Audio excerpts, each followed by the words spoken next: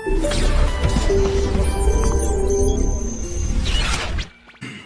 भाई, तो आज बात करते हैं, हमने याद करो बल्ब वाले सवालों की बात कर ली थी, पावर एनर्जी, ठीक है। अब एक और चीज बात करते हैं जिसे हम कहते हैं मैक्सिमम पावर ट्रांसफर थ्योरम। क्या कहते हैं? Maximum power transfer theorem. Maximum power transfer theorem. याद करो जब मैंने तुम्हें बैटरी पढ़ाई थी तो मैंने तुम्हें एक बात बोली थी, जो पोटेंशियल डिफरेंस अक्रॉस रजिस्टर आता है या जो पोटेंशियल डिफरेंस अक्रॉस बैटरी आता है, याद तक E माइनस आई आर, याद करो बोला था कि वो एक्सटर्नल सर्किट पे भी डिपेंड करता है। बोला था नहीं बोला? मान ले कि तू बाजार से एक बैटरी खरीद के लाया। अब जो तू बैटरी खरीद के लाया तो उस बैटरी का E भी फिक्स है और छोटा R भी फिक्स है कि नहीं? उसका E भी फिक्स है और छोटा R भी फिक्स है। ठीक भाई, बहुत बढ़िया सर, अच्छा लगा, बढ़िया लगा। पर अगर तू उसका बड़ा R यानी कि जो उसके एक्सटर्नल रेजिस्टेंस जो तू जोड़ेगा वो अगर चेंज करेगा तो क्या उसके क्रॉस पोटेंशियल डिफरेंस चेंज होगा? अगर उसके क्रॉस पोटेंशियल डिफरेंस चेंज होगा तो सोच क्या उसके द्वारा दी गई एक्सटर्नल एजेंट को एनर्जी, क्योंकि यहाँ का पोटेंशियल डिफरेंस क्या था, जो एनर्जी एक कूलम को दी गई, तो क्या वो भी बदली? यानी कि जो आउटपुट पावर निकली बैटरी से, क्या वो इस बात पर डिपेंड करती है कि एक्सटर्नल सर्किट क्या है? हाँ सर, बात सही है। यानी कि जब मैं बाजार से बैटरी खरीद के लाया तो वो कितनी पावर देगी एक्सटर्नल एजेंसी को, यानी कि कितनी एनर्जी एक्सटर्नल एजेंसी को देगी, क्या इस बात पे भी डिपेंड करती है कि भाई साहब बहनजियों कि ये R ये E, अगर ये बैटरी फिक्स है तो ये R क्या है? क्या ये R पर डिपेंड करेगा कि ये कितना पोटेंशियल डिफरेंस जनरेट करेगा, यानी कि कितनी एनर्जी बाहर लेगा। जितनी एनर्जी ये देगा उतना ही ये R लेगा। अगर आप सोच के देखो तो जो एनर्जी बाहर लेगा पावर, क्या वो कहलाएगा I स्क्वायर R। क्या कहलाएगा? I square R। हाँ सर, बात तो आप बिल्कुल सही कह रहे हो, पावर बराबर I स्क्वायर R।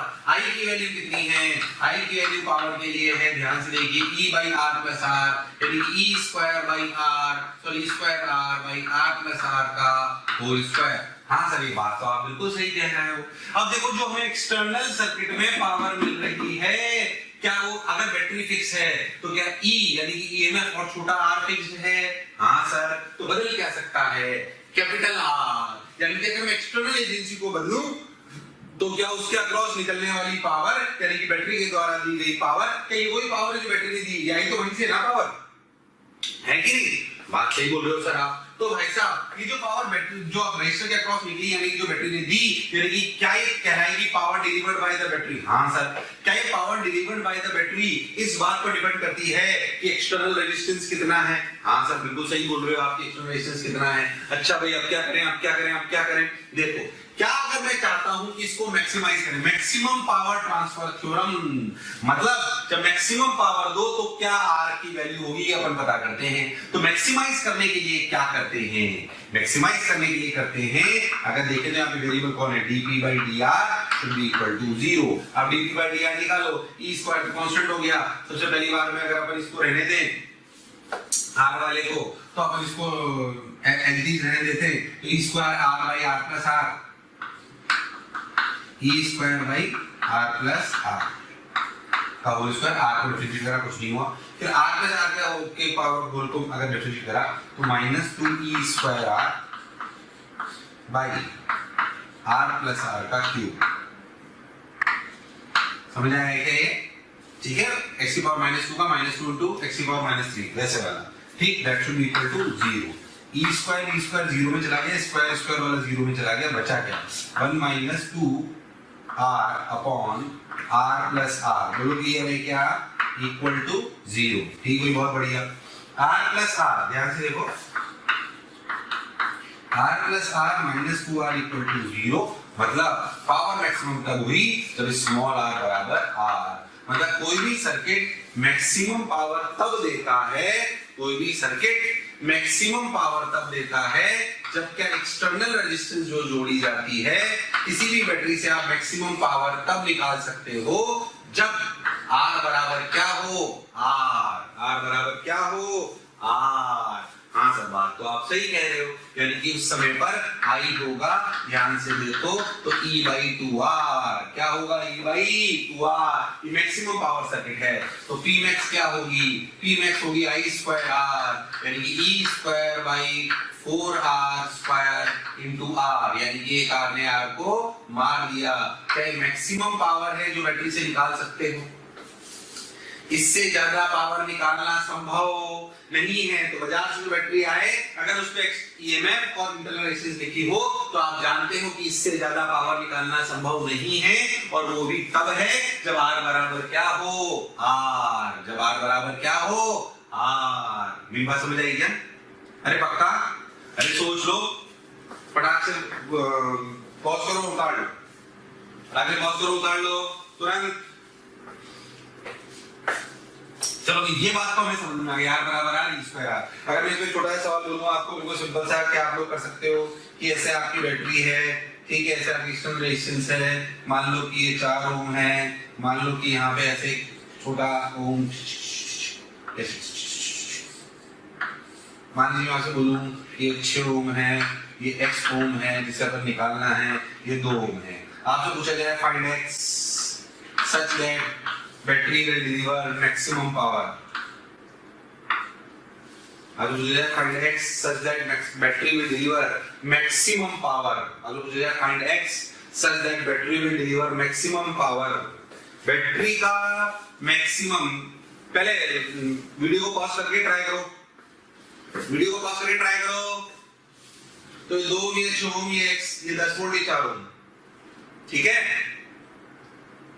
चलो तो find out the value of x such that, find out the value of x such that battery delivers maximum power, such that battery delivers maximum power। चलो भाई, अगर बैटरी को maximum power deliver करनी है तो ये पूरी रेजिस्टेंस क्या 4 ओम के बराबर होनी चाहिए? हाँ सर बिल्कुल सही बात बोले।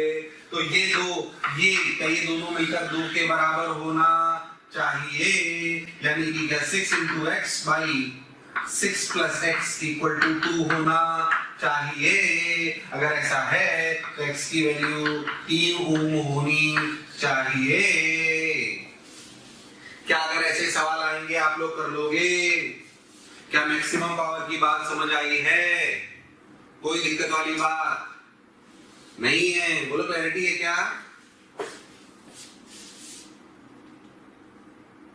अरे पक्का? अरे सोच लो। चलो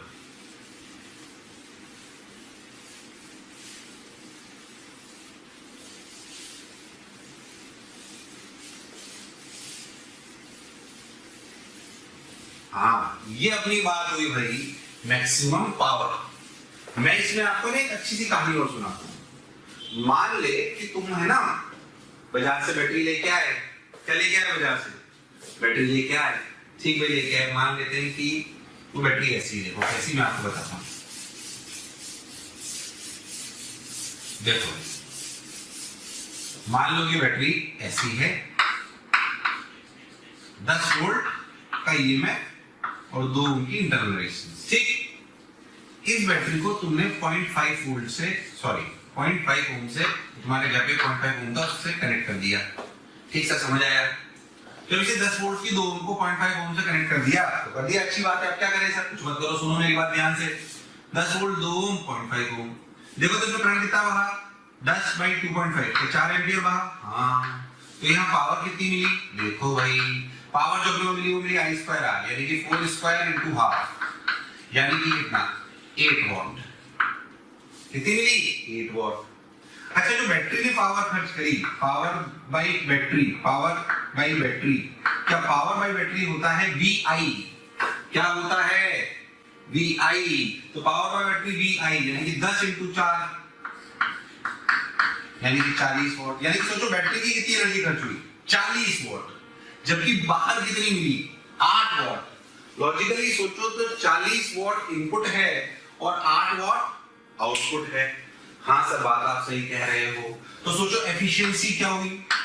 power input by power output, यानी कि 8/40 इंटू 100, 0 को मार दिया, ये 2, तो अपनी एफिशिएंसी है कितनी? 20%। ठीक है, अच्छी बात है। एक और सर्किट लेते हैं इसी बैटरी के साथ। अगर ध्यान से देखो तो आपको समझ में आएगा, ये 2 ओम, ये 10 वोल्ट, ये अपना ले लो, मान लो आपस दोनों।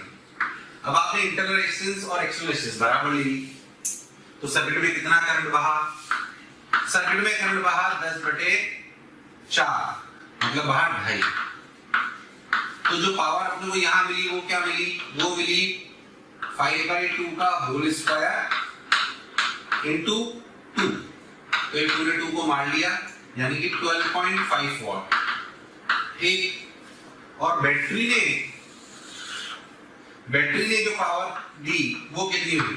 10 into I, यानी कि 10 into 2.5, यानी कि 25 वॉट। हो ठीक भाई, यानी कि जो एफिशिएंसी हुई वो क्या हुई? 12.5/25 into 100, कितनी हुई? 50%।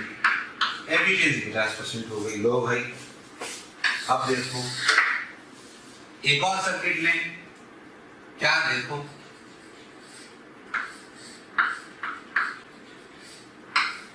मान लो ये 2 ओम, ये 10 वोल्ट, ये 8 ओम ले लो। करंट कितना बहा? 1 एम्पियर। करंट अगर बहा 1 एम्पियर तो पावर कितनी निकली? 1 square into 8 what. Power by battery कितनी हुई? 10 into 1, 10 वॉट। एफिशिएंसी कितनी हुई? 8/10 into 100, कितनी? 80%। हो। ये तीनों सर्किट लेने का मेरे को कुछ इंपॉर्टेंट बात थी, इसलिए मैंने आपको दिलवाया है सर्किट। ध्यान से समझो इन तीनों, आपको बात अच्छे समझ में आएगी जो मैं कहने वाला हूँ। क्या समझ में आएगी? देखो ध्यान से, ये 0.5, ये 10 वोल्ट, ये 2, ये 4 एम्पियर, ये पी, ये सब ध्यान से समझो। क्या करें देखो तो ध्यान से। जब हमने 0.5 लिया तो 8 वॉट आया, एफिशिएंसी आई 20%। सोचो ये रेजिस्टेंस क्या इंटरनल रेजिस्टेंस से कम थी? हाँ, R is less than R। इसमें एफिशिएंसी अच्छी की खराब? खराब। अगर तुम इन दोनों सर्किट को कंपेयर करो तो देखो, इसमें भी 8 वॉट निकला, उसमें भी 8 वॉट निकला, पर सोचो इसमें इनपुट कितना हुआ? 40, और उसमें कितना हुआ? 10। यानी कि सोच के देखो, तो अगर मैं बैटरी लाऊं और मुझे 8 वॉट पावर चाहिए, तो सोच तू कौन सा सर्किट बनाएगा? ये वाला कि ये वाला? ये वाला। यानी कि एक बात तो लॉजिकली समझ में आई कि अगर हमें बैटरी से ढंग से पावर चाहिए बिना ज्यादा लॉस के, तो हमारे को जो एक्सटर्नल रेजिस्टेंस होनी चाहिए वो बैटरी की रेजिस्टेंस के बराबर या उससे ज्यादा तो होनी ही चाहिए। वो सर्किट जिसमें एक्सटर्नल रेजिस्टेंस बैटरी की रेजिस्टेंस से कम हो, क्या उसकी एफिशिएंसी कम होती है? ऐसे सर्किट तो किसी भी काम के नहीं है। अब कंफ्यूज ना हो, ये कंडीशन कब की है? ये कंडीशन है P max। तो अगर बहुत ध्यान से देख तो इस बैटरी से इससे ज्यादा पावर नहीं निकाल सकता। देख, जब R लेस देन R था तो 8 बढ़ गया तो भी 8 है, मैक्सिमम यही है, इससे ज्यादा नहीं हो सकती। पर एक बात समझो कि जब बैटरी द्वारा मैक्सिमम पावर निकाली जाएगी तब एफिशिएंसी मैक्सिमम होगी, ये जरूरी नहीं है। मैक्सिमम एफिशिएंसी आगे हो सकती है। मैक्सिमम एफिशिएंसी और मैक्सिमम पावर एक बात की अलग।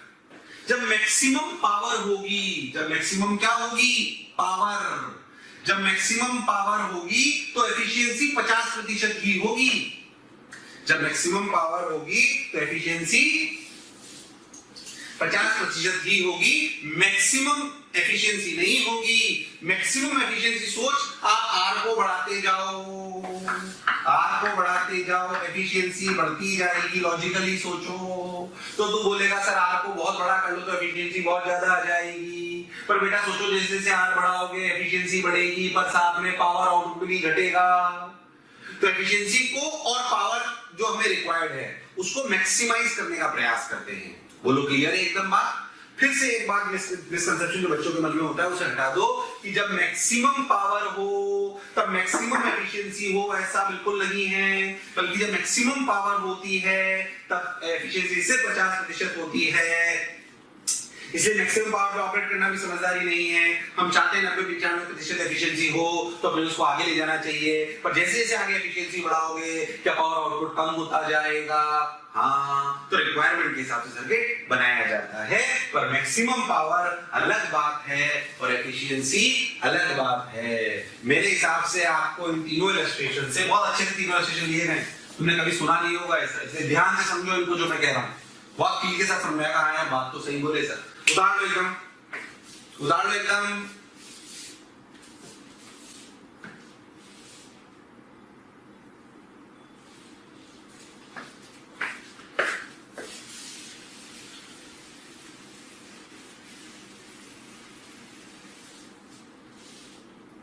देखो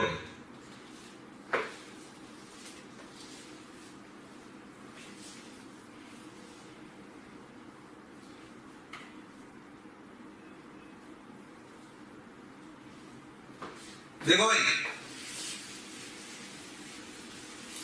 अगर मान लो कभी आपसे कोई इनमें पावर और आर का ग्राफ बना है, मतलब जो एक्सटर्नल सर्किट है उसका, उसको चेंज करें तो ग्राफ इस तरीके का आएगा। मैक्सिमम पावर कहाँ आएगी, आर बराबर आर, जो याद करो पी मैक्स की वैल्यू क्या हुई थी, पी मैक्स की वैल्यू हुई थी E²/4R। ठीक है, ऐसे ही अगर आपसे एफिशिएंसी का ग्राफ बनवाए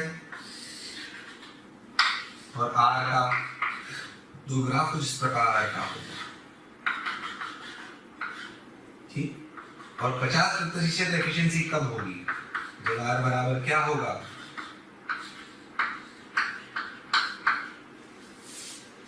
बोलो समझ आएगा कि दोनों ग्राफ जैसे जैसे आर बढ़ता जाएगा एफिशिएंसी बढ़ती जाएगी, पावर वापस घटना चालू हो जाएगी। इलस्ट्रेशन में समझाया क्या बात एकदम से अच्छे समझ में आई है।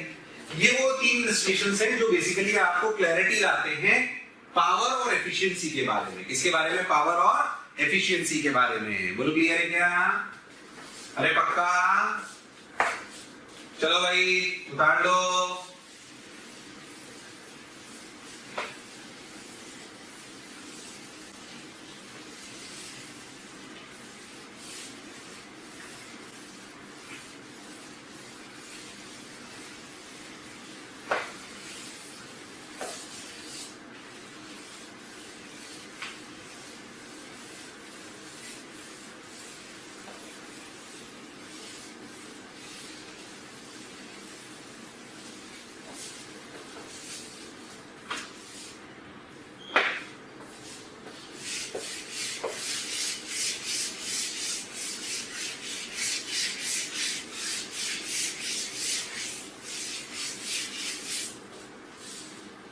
चलो भाई,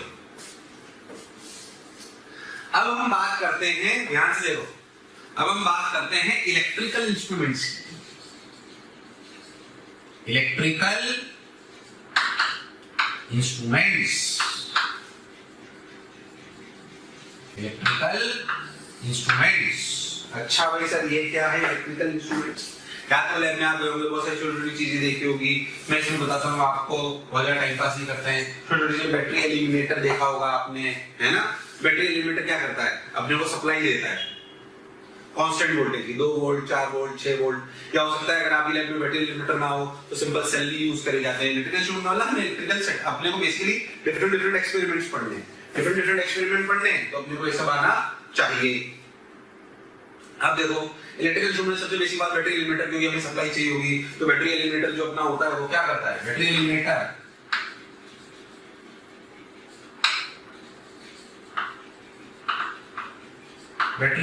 प्रोवाइड्स, इस तरीके का होता है जिसमें बक्सा टाइप होता है, अगर अपन बहुत ध्यान से देखें इसमें यहाँ पे ऐसे वोल्टेज के लिए ऐसे वो लगा होता है, यहाँ पे ऐसे ऐसे ऐसे ऐसे, ठीक है। सप्लाई के लिए वायर होते हैं यहाँ पे 2 volt 4 volt 6 volt 8 volt 10 volt 12 volt ऐसे लगा होता है। जिस भी प्लग में आप डालोगे उतनी सप्लाई आपको मिलेगी। तो battery eliminator is a simple device जिसको आप अपनी 220 वोल्ट की एसी सप्लाई में लगाते हो। पर हमें आउटपुट में बहुत छोटे से वोल्टेज की सप्लाई देता है, 2 वोल्ट 4 वोल्ट। जिस सप्लाई में लगाओगे वो आपको दिख जाएगा, ऑन ऑफ का स्विच होता है यहाँ पे, ठीक है। जिस भी प्लग में आप लगाओगे वो आपको दिखाई देगा, वो वाली सप्लाई आपको मिलने लगी। ये ज्यादा सप्लाई बड़ी होती है, 2 volt 4 volt 6 volt 8 volt 10 volt 12 volt ऐसी होती है, सिंपल सिंपल सी वैसे आपको सप्लाई दिखाई देती है, कोई दिक्कत वाली बात नहीं है, ठीक है। तो ये बेसिकली आपको कांस्टेंट वोल्टेज सप्लाई देता है। और जाहिर सी बात है बच्चों से अगर एक्सपेरिमेंट कराना हो तो ये सप्लाई बहुत कम होनी चाहिए। ऐसे थोड़ी 220 वोल्ट की सप्लाई पे एक्सपेरिमेंट करा दिया, बच्चे को झटका लग गया, निपट गया, अपने एक्सपेरिमेंट करा। भाई साहब आज एक्सपेरिमेंट करते हुए 2 बच्चे शहीद हुए, जरूरी करेंगे तो बहुत छोटी सप्लाई लेते 2 वोल्ट 4 वोल्ट 6 वोल्ट 10 वोल्ट। हालांकि 12 वोल्ट भी थोड़ा सा खतरनाक हो जाता है, 12 वोल्ट का झटका आएगा तो थोड़ा सा आपको झटका महसूस होगा। इसलिए लैब टेक्नीशियन जो होता है वो आपको हमेशा बोलता है कि बेटा 2 वोल्ट या 2 वोल्ट पे ही काम करो, 2 वोल्ट में ही अगर एक्सपेरिमेंट करोगे तो वो रहेगा। पर हम ये भी जानते हैं कि भाई अगर लड़के को बोल दिया जाए कि 2 वोल्ट पे ही काम करो तो पक्का साला 12 वोल्ट पे ट्राई करता है। अब आपको बता दूं, आपके लैब टेक्नीशियन को बात पता है, इसलिए उसने अंदर से सारे 10 volt 12 volt 6 volt 8 volt 4 volt के उसने वायर काट रखे, काम सिर्फ 2 वोल्ट करेगा अगर आपकी लैब में समझदार टेक्नीशियन है। प्यारे बच्चों, बहुत बहुत शुक्रिया दिल से आप सभी लोगों का, जो आप लोगों का इतना प्यार मिला, आप लोगों के इतने व्यूज़, इतने सारे लाइक्स, इतने सारे कमेंट्स मिले। मैं ये आपको बताना चाहता हूँ कि जो डिस्क्रिप्शन में लिंक दिया है, प्लीज़ वहाँ जा कर के अपना एनरोलमेंट ज़रूर सुनिश्चित करें।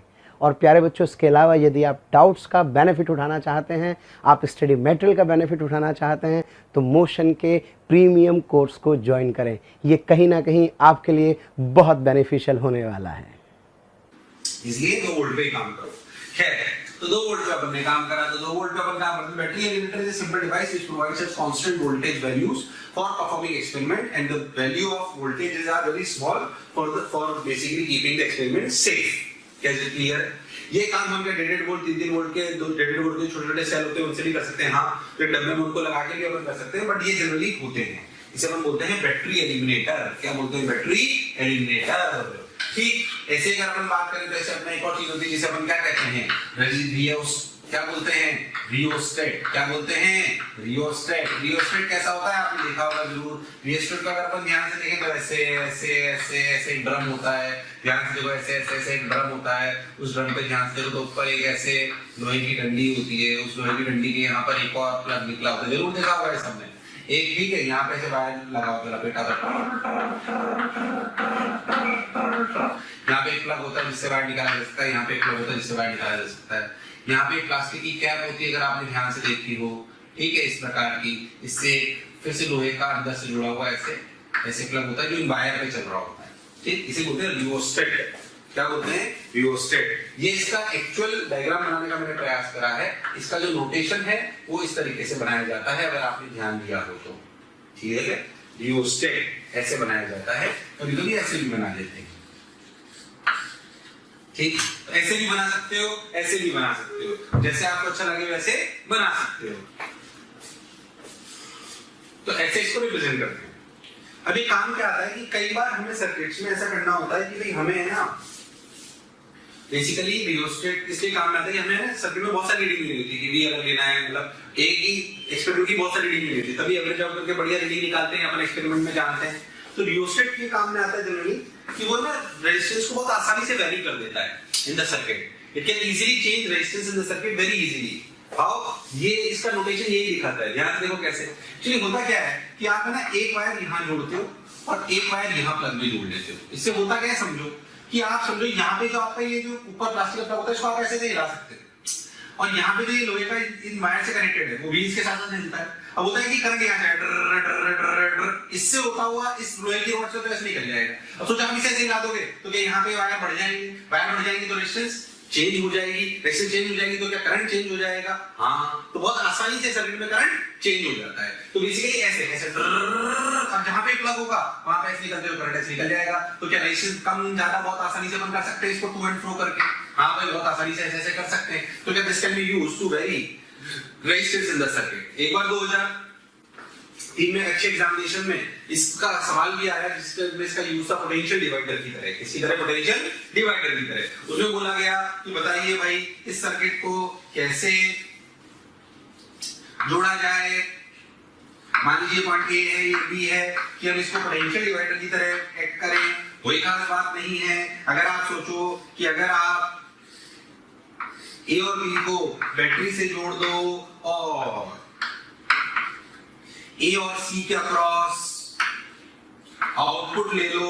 तो सोच के देखो क्या अपन इसको ऐसे ऐसे हिलाकर क्या ये ए और सी के बीच के आउटपुट को चेंज कर सकते हैं? तो क्या we can say it act as a potential divider. It act as a potential divider. Basically आप इसे हिलाओगे तो यहाँ पोटेंशियल चेंज हो जाएगा। इसलिए इस पोटेंशियल को क्या इसमें और इसमें अलग अलग पोटेंशियल को डिवाइड कर दिया। हाँ, तो इसको एक पोटेंशियल डिवाइडर के नाम से भी जाना जाता है। हालांकि अपन बेसिकली इसको एक बेसिक यूज में लेते हैं। तो मेरी मोस्टेड बात समझ में आई थी भाई, अच्छा लगा सर, बढ़िया लगा। बैटरी एलिमेंटर समझे भैया, छोटे छोटे से इंस्ट्रूमेंट अपन समझ रहे हैं किसके। चलो भाई, ये एक चीज होती है जिसे हम बोलते हैं रेजिस्टेंस बॉक्स। क्या बोलते हैं? Resistance box. रेजिस्टेंस बॉक्स आप लोगों ने देखा होगा, मैं उसका टॉप व्यू वाला डायग्राम बनाया है। इसमें ऐसे प्लग्स होते हैं, ये प्लग्स इनमें फिटेड होते हैं। ये नीचे देखो क्या लिखा होता है, जैसे नॉर्मली जो आपको दिखाई देगा बड़े बड़े भी होते हैं रेजिस्टेंस बॉक्स, और जिसमें लिखा होगा यहाँ पे 1 ओम 2 ओम 2 ओम 5 ओम 10 ओम 20 ओम 20 ओम 50 ओम 100 ओम 200 ओम 200 ओम 500 ओम। इनफाइनाइट का मतलब सर्किट तोड़ दिया है। इनफाइनाइट का मतलब अंदर कोई सर्किट में रेजिस्टेंस ही नहीं, तो तोड़ दिया गया सर्किट बंद करना हो। अब सोचो ये बेसिकली होता क्या है, इसमें प्लग्स हैं ऐसे, यहाँ पे ऊपर प्लास्टिक का गुट्टा लगा होता है, ये पूरा मेटल है, ठीक। ऐसा जो मेटल होता है इसकी रेजिस्टेंस लगभग टेंडिंग टू 0 होती है, ऐसा समझो आप। तो ये प्लग जनरली लगे होते हैं अंदर। अगर लगे हुए तो जैसे करंट यहाँ से ये ऐसे ये और इसमें अगर ये फंसा हुआ है तो सोचिए वो करंट सीधा निकल जाएगा, क्योंकि इसकी रेजिस्टेंस लगभग 0 तक पूरा ऐसे ट्रैवल करता रहता है। अब सोचो मान लीजिए इसमें से 2 ओम वाला निकाल दो। 2 ओम है कहां? 2 ओम ये जो वायर आपको नीचे दिख रहे हैं ऐसे, इसमें जो फंसे हुए अंदर, ये जो अंदर फंसा हुआ है इसमें से, ये जो वायर है नीचे उसमें 2 ओम। अगर आप इसे निकाल लोगे तो क्या करंट ऐसे 2 ओम से लेकर निकलेगा? तो क्या सर्किट में 2 ओम रेजिस्टेंस आ जाएगी? सर्किट में 2 ओम रेजिस्टेंस आ जाएगी। तो जब प्लग डालते हैं तो ये वाली रेजिस्टेंस आती है कि निकालते तो आती है? ये प्लग निकाल लेते तो रेजिस्टेंस आती है, क्योंकि जब डला हुआ होता है तब तो करंट सीधा निकल जाता है, क्योंकि इसकी रेजिस्टेंस लगभग 0 होती है। जब सोचो यहाँ करंट आएगा तो क्या 0 से निकल जाएगा? इसका कोई यूज नहीं आएगा। तो बेसिकली चाहिए ऐसी शेप क्यों होती है, ये भी आपको मैग्नेटिज्म में पता पड़ेगा, ताकि आपको पता पड़े इंड्यूस्ड ईएमएफ का जो अपनी इंड्यूस्ड ईएमएफ होता है, ये इंड्यूस्ड का इफेक्ट कैंसिल आउट हो जाए। इसलिए लोग सिमेट्रिक रखते हैं, इस पर से जोड़ करके नहीं डाल देते। इसकी रेजिस्टेंस होती है जो यहाँ लिखी होती है, बोलो क्लियर है? अब सोचो पहली बार ये लोगों को समझ में आया कि होता क्या है। अगर प्लग डला हुआ है तो कर वायर से करंट सीधे निकल जाएगा, तो फिर ये रेजिस्टेंस यूज नहीं आएगी, पर अगर प्लग को निकाल लो तो रेजिस्टेंस यूज आएगी। Basically resistance box is a simple device which is used to put known resistance in the circuit. जैसे मान लीजिए तुमने ऐसे बोलूं कि 1000 तक की कोई भी वैल्यू बोलो इंटीजर में, क्या वो रेजिस्टेंस से बना सकते हैं? हाँ, मान लीजिए तुमने बोली 772 772 772, तो आप क्या करो, एक 500 का निकाल लो, एक 200 का निकाल लो, एक 50 का निकाल लो, एक 20 का निकाल लो, एक 2 का निकाल लो। देखो बनिएगा 500 200 700 750 770 772। आप लॉजिकली सोचो तो आपको पूरी इस रेजिस्टेंस बॉक्स से क्या आपको जिसका टोटल सम है उतनी रेजिस्टेंस की कोई भी इंटीजर वैल्यू मिल सकती है। तो रियोस्टेट जो होता था वो तो वेरी करता था रेजिस्टेंस को, पर एग्जैक्ट वैल्यू जो होती थी ये उसका पता नहीं पता था। पर अगर सर्किट में मैं नोन वैल्यूज डालना चाहता हूं, कभी 2 कभी 5 कभी 15 कभी 20 50 कभी 572 कभी 570, तो मेरे को ऐसे रेजिस्टेंस बॉक्सेस की यूज को लेना चाहिए। ये बहुत यूजफुल होता है कई एक्सपेरिमेंट्स में। तो resistance box is basically a simple device which is used to put known resistances in the circuit, which is used to put known resistances in the circuit। कोई दिक्कत वाली बात नहीं है, बोलो क्लियर है क्या? अरे पक्का? अरे सोच लो। ऐसे तुमने देखे होंगे गैल्वेनोमीटर वगैरह, गैल्वेनोमीटर देखे आपने? गैल्वेनोमीटर की वर्किंग वगैरह मैं यहाँ नहीं बता रहा हूँ। गैल्वेनोमीटर अपन पढ़ते हैं मूविंग कॉइल गैल्वेनोमीटर, ये आपको पढ़ाया जाएगा मैग्नेटिज्म में। अभी बस इतना समझो कि galvanometer is a simple device. Galvanometer is a simple device. अच्छा ध्यान देना, आपको 3 चीजें इजी लिखी हुई, गैल्वेनोमीटर, अमीटर, वोल्टमीटर। वोल्टमीटर क्या नापता है? सॉरी, अमीटर क्या नापता है? करंट। वोल्टमीटर क्या नापता है? वोल्टेज। गैल्वेनोमीटर क्या नापता है? Again current. तो फिर इन दोनों में अंतर क्या है? गैल्वेनोमीटर की वर्किंग आएगी जब आप टॉर्क पढ़ोगे, मूविंग कॉइल में गैल्वेनोमीटर, उसमें अभी नहीं जा रहे हैं। अभी बस इतना याद रखो कि galvanometer is a simple device which measures current. But galvanometer से फिर अमीटर की क्या जरूरत पड़ी? बेसिकली गैल्वेनोमीटर करंट तो नापता है, पर वो बहुत ज्यादा बड़ा करंट नाप नहीं सकता।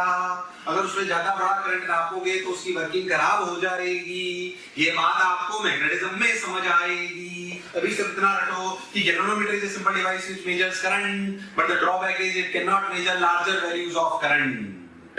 तो इस गैल्वेनोमीटर की मदद से एक अमीटर बनाया जाता है। यहां देखो तीनों एक ही जैसे दिखते हैं। इस गैल्वेनोमीटर की मदद से अमीटर भी बनाते हैं जो करंट नापता है। तो गैल्वेनोमीटर भी करंट नापता था, पर ये बड़ा करंट नाप सकता है। और इसी की मदद से वोल्टमीटर भी बनाते हैं। तो जो इलेक्ट्रिकल इंस्ट्रूमेंट्स में हम सबसे पहली चीज पढ़ेंगे वो होगा conversion of galvanometer into ammeter, conversion of galvanometer into voltmeter. और गैल्वेनोमीटर की वर्किंग आती है मैग्नेटिज्म में, जो मूविंग कॉइल गैल्वेनोमीटर के नाम से जानी जाती है। अभी से इतना याद रखना है कि गैल्वेनोमीटर क्या चीज, galvanometer measures current, but the drawback is it measures smaller values of current. इसलिए हमें अमीटर की जरूरत पड़ती है। आप जब एक्सपेरिमेंट करोगे तो एक जॉकी टाइप चीज की आपको जरूरत पड़ेगी। उसमें एक प्लास्टिक का खोल होता है, यहाँ पे वायर को कनेक्ट कराया जा सकता है, करंट वायर को। प्लास्टिक का खोल इसलिए ताकि हम उसको पकड़े तो उसमें करंट ना हो। अंदर पूरा मेटल होता है और एक टिप होती है जिनको वायर पे चलाया जाता है। इसकी जरूरत पड़ेगी अपने को मीटर ब्रिज में, इसकी जरूरत पड़ेगी अपने को पोटेंशियोमीटर में। तब अपन उस पर बात करेंगे। क्या मेरी बात क्लियर है? तो ये कहानी आपको बेसिक बेसिक बातें समझ में आई। हमने क्या क्या पढ़ा? बैटरी एलिमेंटर की बेसिक बात करी हमने रियोस्टेट की बेसिक बात करी, हमने रेजिस्टेंस बॉक्स की बेसिक बात करी, हमने गैल्वेनोमीटर, अमीटर, वोल्टमीटर की बात करी, हमने जॉकी की बात करी। अब हम पढ़ेंगे, पहले से उतार लो वीडियो पॉज करके, और अब हम पढ़ेंगे कन्वर्जन ऑफ गैल्वेनोमीटर। अब हम पढ़ेंगे conversion of galvanometer into ammeter, conversion of galvanometer into a meter, conversion of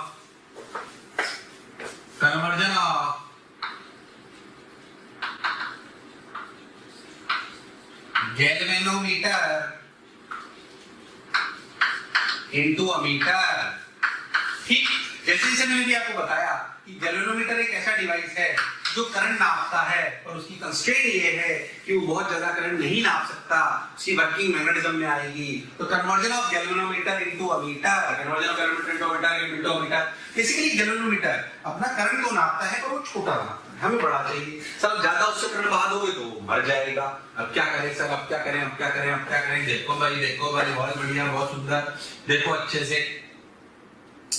मान लो, अच्छा, जब अमीटर बनाएंगे, पहली बात, अमीटर नापता क्या है? करंट। और उसको सर्किट में कैसे जोड़ते हैं? सीरीज में। पहली बात ये समझ लें अपन, उसको कैसे जोड़ते हैं सर्किट में नापने के लिए? सीरीज में। ठीक भाई, ये बेसिक बातें अपन सीख लें। अच्छा भाई ठीक है।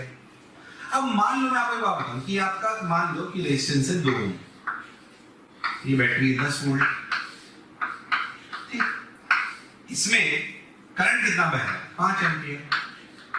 सोच तो इसमें एक अमीटर जोड़ दे जिसकी खुद की रेजिस्टेंस हो 3 ओम, तो करंट कितना बहा? 2 एम्पीयर। तो इसने नापा भी कितना? 2 एम्पीयर। सोचो इसको लगाया किस लिए था?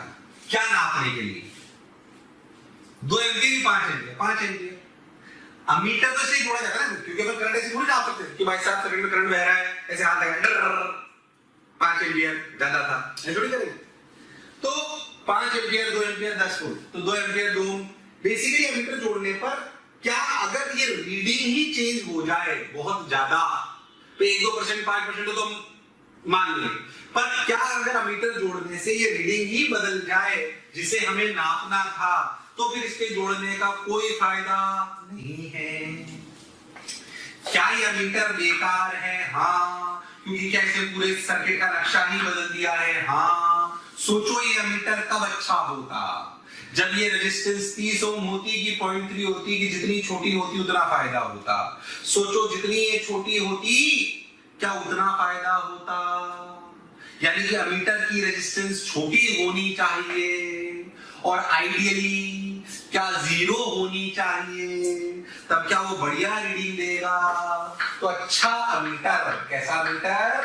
अच्छा अमीटर है resistance tending to 0, or we can say ideal ammeter have 0 resistance। तो अच्छा मीटर वह होगा जिसकी रेजिस्टेंस 0 को टेंड करेगी, या फिर आप कह सकते हो कि एक अच्छा मीटर, आइडियल मीटर वो होगा जिसकी रेजिस्टेंस 0। तो मुझे समझ में आ गया, मीटर सीरीज में जोड़ते हैं, वो करंट नापता है, उसकी रेजिस्टेंस टेंडिंग टू 0 होनी चाहिए, पर ये हम बना किससे रहे हैं? गैल्वेनोमीटर से। तो बनाने की प्रक्रिया को समझते हैं। देखो भाई कैसे, मान लो कि आपने ऐसे रेजिस्टेंस लिया और गैल्वेनोमीटर ऐसे जोड़ दिया।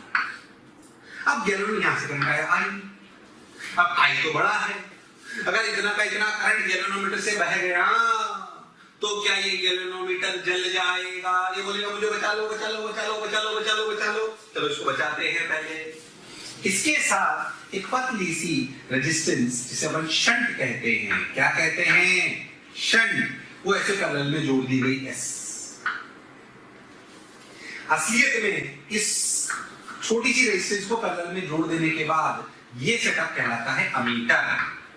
इसीलिए अमीटर और गैल्वेनोमीटर एक जैसे दिखते हैं क्योंकि उसमें कोई खास अंतर नहीं है। अंदर से एक पैरेलल रेजिस्टेंस शंट जोड़ दी गई है। इससे फायदा क्या हुआ सर? देखो, मान लो यहां करंट आया आई, मान लेते हैं गैल्वेनोमीटर की रेजिस्टेंस है आरजी। कितनी है? आरजी। मान लो कि इस आई में से आईजी करंट, कितना करंट? आईजी करंट गैल्वेनोमीटर में गया तो यहां कितना गया? आई माइनस आई जी। अच्छा सोचो हमें मेजर क्या करना है? आई जी की आई।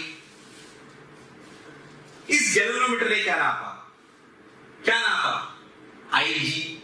अच्छा सोचो आप चाहते हो कि आई जी छोटा हो कि बड़ा हो? छोटा, क्योंकि अगर बड़ा होगा तो गैल्वेनोमीटर जल जाएगा। तो आई जी अगर छोटा होना है तो क्या गैल्वेनोमीटर की रेजिस्टेंस शंट से छोटी होनी, सॉरी बड़ी होनी चाहिए। यानी कि क्या RG should be greater than S, यानी कि एस काफी छोटा होना चाहिए। हाँ भाई। अच्छा, अमीटर की रेजिस्टेंस कितनी? 1/Ra equal to 1/Rg plus 1/S। ठीक, अब सोचो मेरी दो कंडीशन है। क्या कि Ig छोटा होना चाहिए और ये अमीटर की रेजिस्टेंस भी छोटी होनी चाहिए। बिल्कुल सही बात। अब सोचो, अगर शंट रेजिस्टेंस जोड़ी गई वो टेंडिंग टू 0 है तो 1/0 infinity, infinity plus something, infinity का उल्टा 0। अगर शंट टेंडिंग टू 0 है, क्या Ra टेंडिंग टू 0 है? क्या ये फायदे का सौदा है? हाँ, क्योंकि मैं चाहता हूं कि अमीटर की रेजिस्टेंस टेंडिंग टू 0 होनी चाहिए। मतलब अगर शंट छोटी जोड़ी जाए तो फायदा हुआ। अब सोचो अगर S छोटा है टेंडिंग टू 0 तो क्या Ig is also tending to 0? क्या ये भी यानी कि छोटा है? यानी कि क्या ये भी हमारा गैल्वेनोमीटर बच गया? ओहो, गैल्वेनोमीटर बच गया, अमीटर की रेजिस्टेंस कम हो गई। क्या फायदा आया? हाँ सर बिल्कुल आया, बिल्कुल सही बोल रहे हो। अब क्या करें? आगे चलते हैं। चलो, प्रैक्टिकली में नापना क्या था? गैल्वेनोमीटर ने क्या नापा? Ig। क्या नापा? Ig। गैल्वेनोमीटर ने नापा Ig। हमें क्या नापना है? I।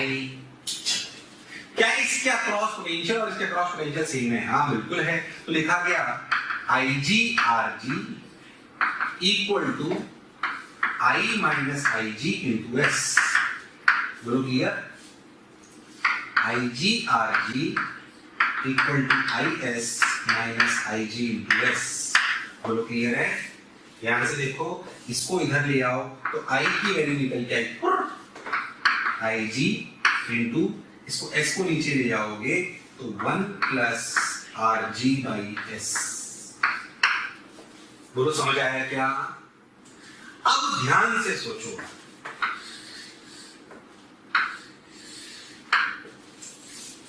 अगर Ig पता है और गैल्वेनोमीटर का Rg पता है तो शंट को हमने लगाइए। Ig गैल्वेनोमीटर की रीडिंग दे देगी, Rg हमने गैल्वेनोमीटर हमें पता है, शंट हमने लगाइए। तो क्या ये पूरी वैल्यू पता पड़ गई? तो क्या I निकल आया? बिल्कुल सही। सोचो पर जब आपको अमीटर निकालने, अमीटर खरीद के लाओ बाजार से और अगर ये कैलकुलेशन करनी पड़े तो आपके लिए आफत वाला काम है। तो बनाने वाले ने बोला पर इनको क्यों इतना उलझाएं? सोचो, मान लो कि गैल्वेनोमीटर में, सोचो मान लो कि गैल्वेनोमीटर में जिस जगह 0.2 लिखा हुआ है, 0.2 माइक्रो एम्पियर या 0.2 एम्पियर, उस जगह का डंडी है, मतलब कि गैल्वेनोमीटर की रीडिंग 0.2 है, उस समय आई क्या होगा 0.2 इंटू ये वाला फैक्टर। अब सोचो जब ये 0.2 0.3 0.4 चेंज होगा पर ये 1 plus RG by S change नहीं होगा।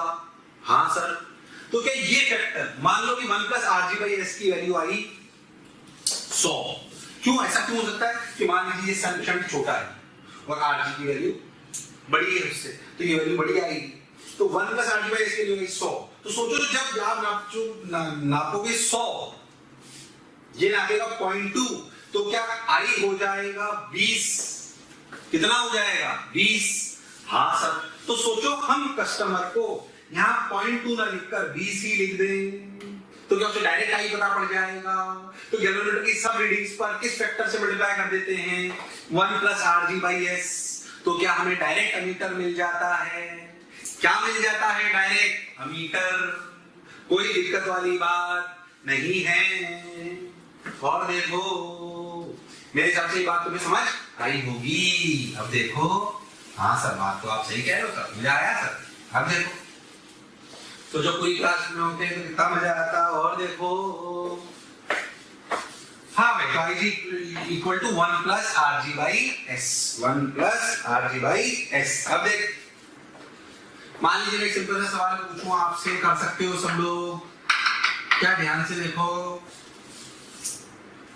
अगर मैं आपसे बोलूं कि हमारे पास एक गैल्वेनोमीटर है,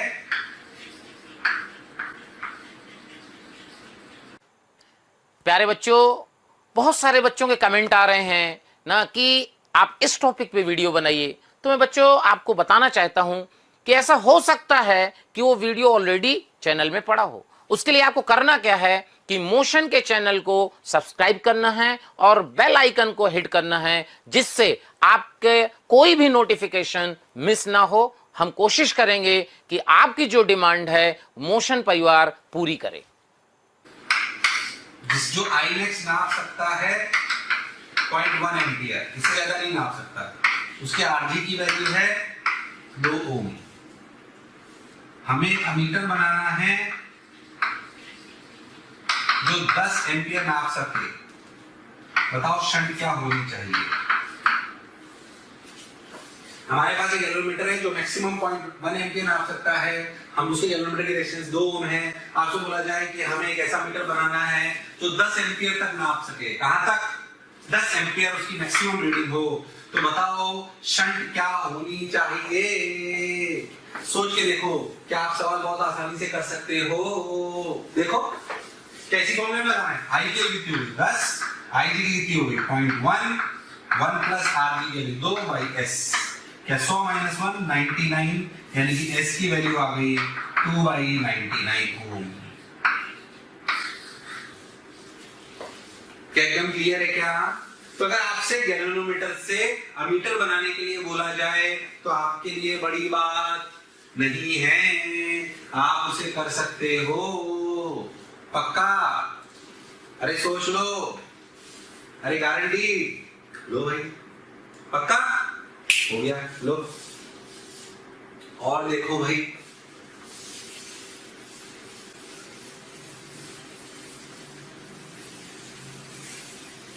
देखो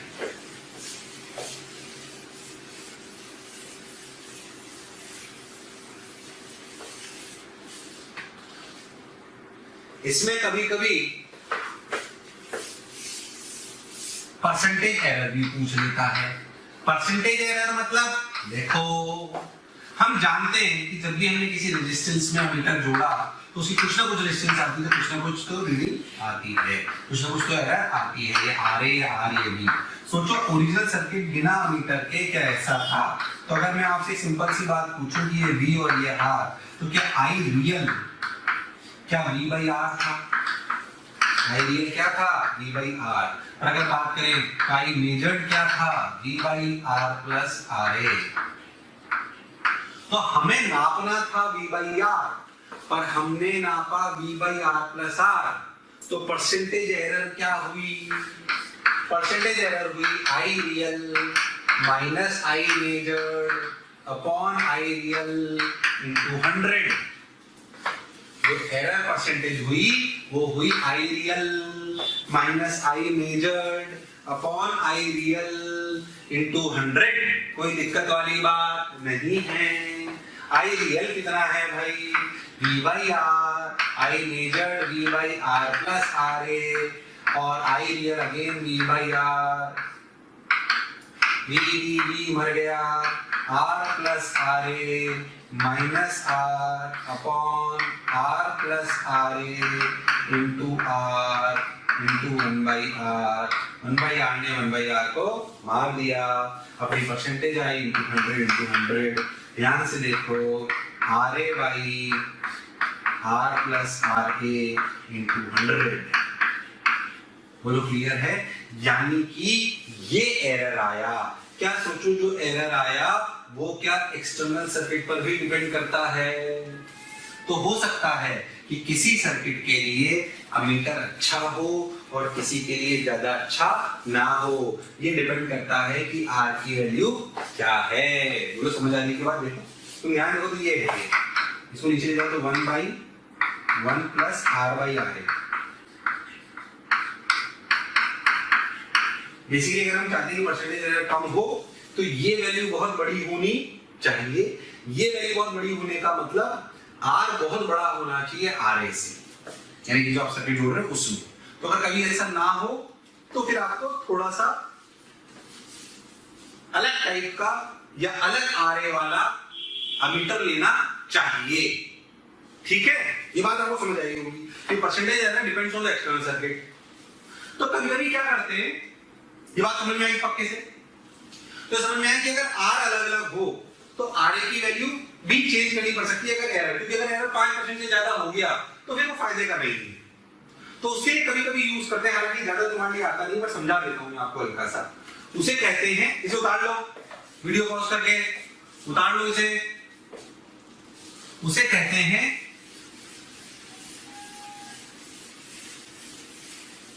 उसे कहते हैं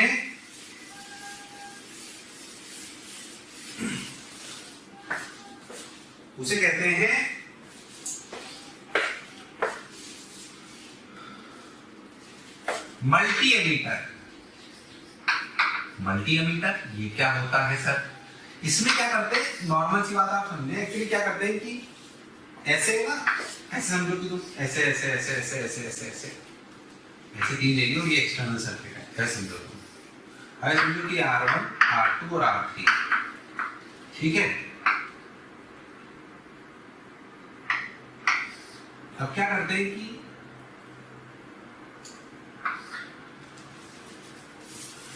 ये जो गैल्वेनोमीटर है ना तुम्हारा, ये जो गैल्वेनोमीटर है, इसमें इसको आरजी मान लेते हैं, इस पूरे सेटअप को ऐसे नचाते हैं। अब इसमें क्या है, समझो 3 पॉइंट से तुम ला सकते हैं, ए बी, ये सी और ये डी, ठीक। अब एक्चुअली क्या करते हैं कि जैसे अगर तुम यहाँ से जो अपना फैक्टर था 1+RT/S, वही तो आर ए को डोमिनेट कर रहा था। तो समझो कि अगर तुम अमीटर को ए बी के अक्रॉस लगाते हो, किसके अक्रॉस? ए बी के अक्रॉस, तो सोचो R2, R3 और RG एक बन गए, यानी कि RG की इफेक्टिव वैल्यू RG, R2+RT बन गई और R1 अपना S का काम करने लगा, है कि नहीं? तो अगर आप AB के क्रॉस देखो तो आपको जो फैक्टर 1+RG/S था, वो फैक्टर हो गया 1+RG+R2+R3/R1। तो क्या ये फैक्टर अलग बन गया? तो इसी गैल्वेनोमीटर में क्या ये अलग टाइप का मीटर बन गया जिसकी रीडिंग से अलग तरीके से चलेगी? हाँ। ऐसे ही अगर आप AC ले लो तो 1+RG+R3/R1+R2, क्या ये फैक्टर अलग हो गया? समझ पा रहे हो? एक्चुअली एक ही सेटअप से 2-3 टाइप के फैक्टर्स बनाए जा सकते हैं ऐसे ऐसे करके। ऐसे अगर आप AD ले लो तो 1+RG/R1+R2+R3, तो एक ही सेटअप में क्या 3-4 टाइप के फैक्टर्स मल्टीप्लाई करवाकर क्या अलग अलग एमीटर की प्रॉपर्टीज लाई जा सकती हैं?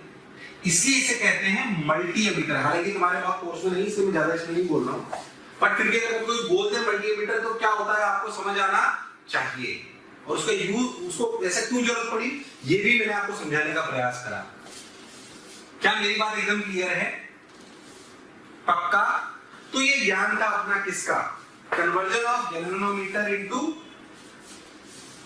अमीटर। बोलो क्लियर? अब लिखो, क्या लिखो? Conversion of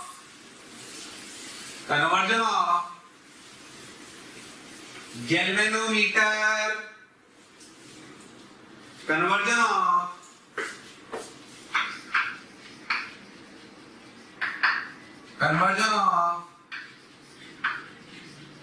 galvanometer, conversion of galvanometer into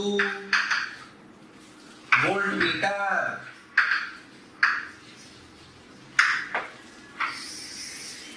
conversion of galvanometer into voltmeter. अच्छा, अब क्या करें? सुनो भाई, देखो भाई, conversion of galvanometer into voltmeter. देखो भाई, देखो भाई, देखो भाई, देखो भाई, ये देखो, अच्छे से आ जाओ भाई। Conversion of galvanometer into voltmeter. अब देखते हैं, पहली बात, वोल्टमीटर को किसी भी सर्किट में पैरेलल में जोड़ा जाता है। कैसे जोड़ा जाता है? पैरेलल में। ठीक है, कैसे जोड़ते हैं? पैरेलल में। एक भाई से बढ़िया बोले आप। अब इसकी एक सिंपल सी बात बता दो। जैसे मान लो कि ऐसे ये 12 वोल्ट है, ये 6 ओम, ये 6 ओम। आपको इसके क्रॉस वोल्टेज नापना है। आप सब जानते हो कि इसके क्रॉस वोल्ट आना चाहिए 6 वोल्ट। आपको इसको नापना है। अब आपने क्या करा? आपने सर्किट लिया, ये ही, उसमें वोल्टमीटर लगा दिया। ये 6 ओम, ये 6 ओम, ये अपना वोल्टमीटर। मान लो कि वोल्टमीटर की वैल्यू है 3 ओम। ऐसे समझाने का। अब सोचो, नापना क्या था? 6 वोल्ट। क्या नापना था? 6 वोल्ट। तो 6, अब सुनो, ये 6 और 3 2, 2 और 8, 2 और 8, सॉरी, 3 और 3 6 2, 2 और 6 8, 12/8। क्या करंट बहा 4/3? कितना बहा? 4/3। तो अगर यहाँ 4/3 बहा तो 4/3 इंटू 6, क्या यहाँ ड्रॉप आ गया 8 वोल्ट। यहाँ कितना वोल्ट आया? 4 वोल्ट। तो जैसे नापा 4 वोल्ट, जबकि नापना कितना था? 6 वोल्ट। कितना नापना था? 6 वोल्ट। देखो क्या करा अपन ने, करंट आया 4/12,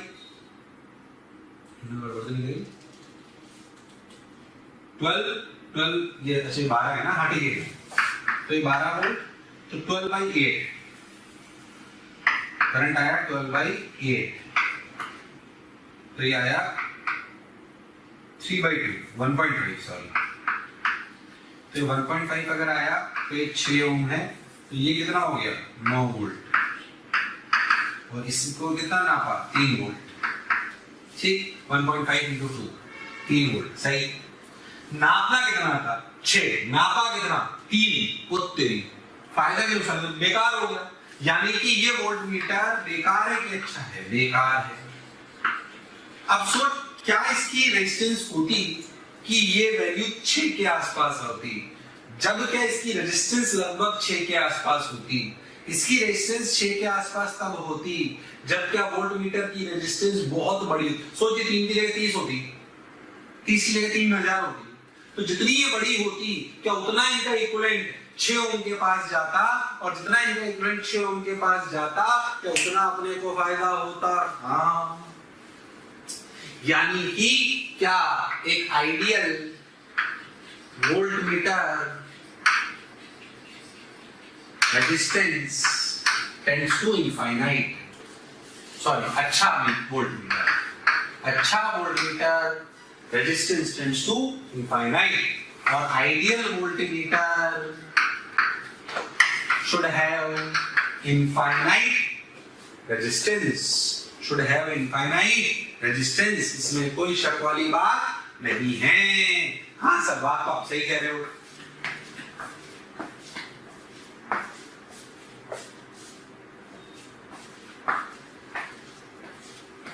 अब देखो ये हो गया, ये हो गया।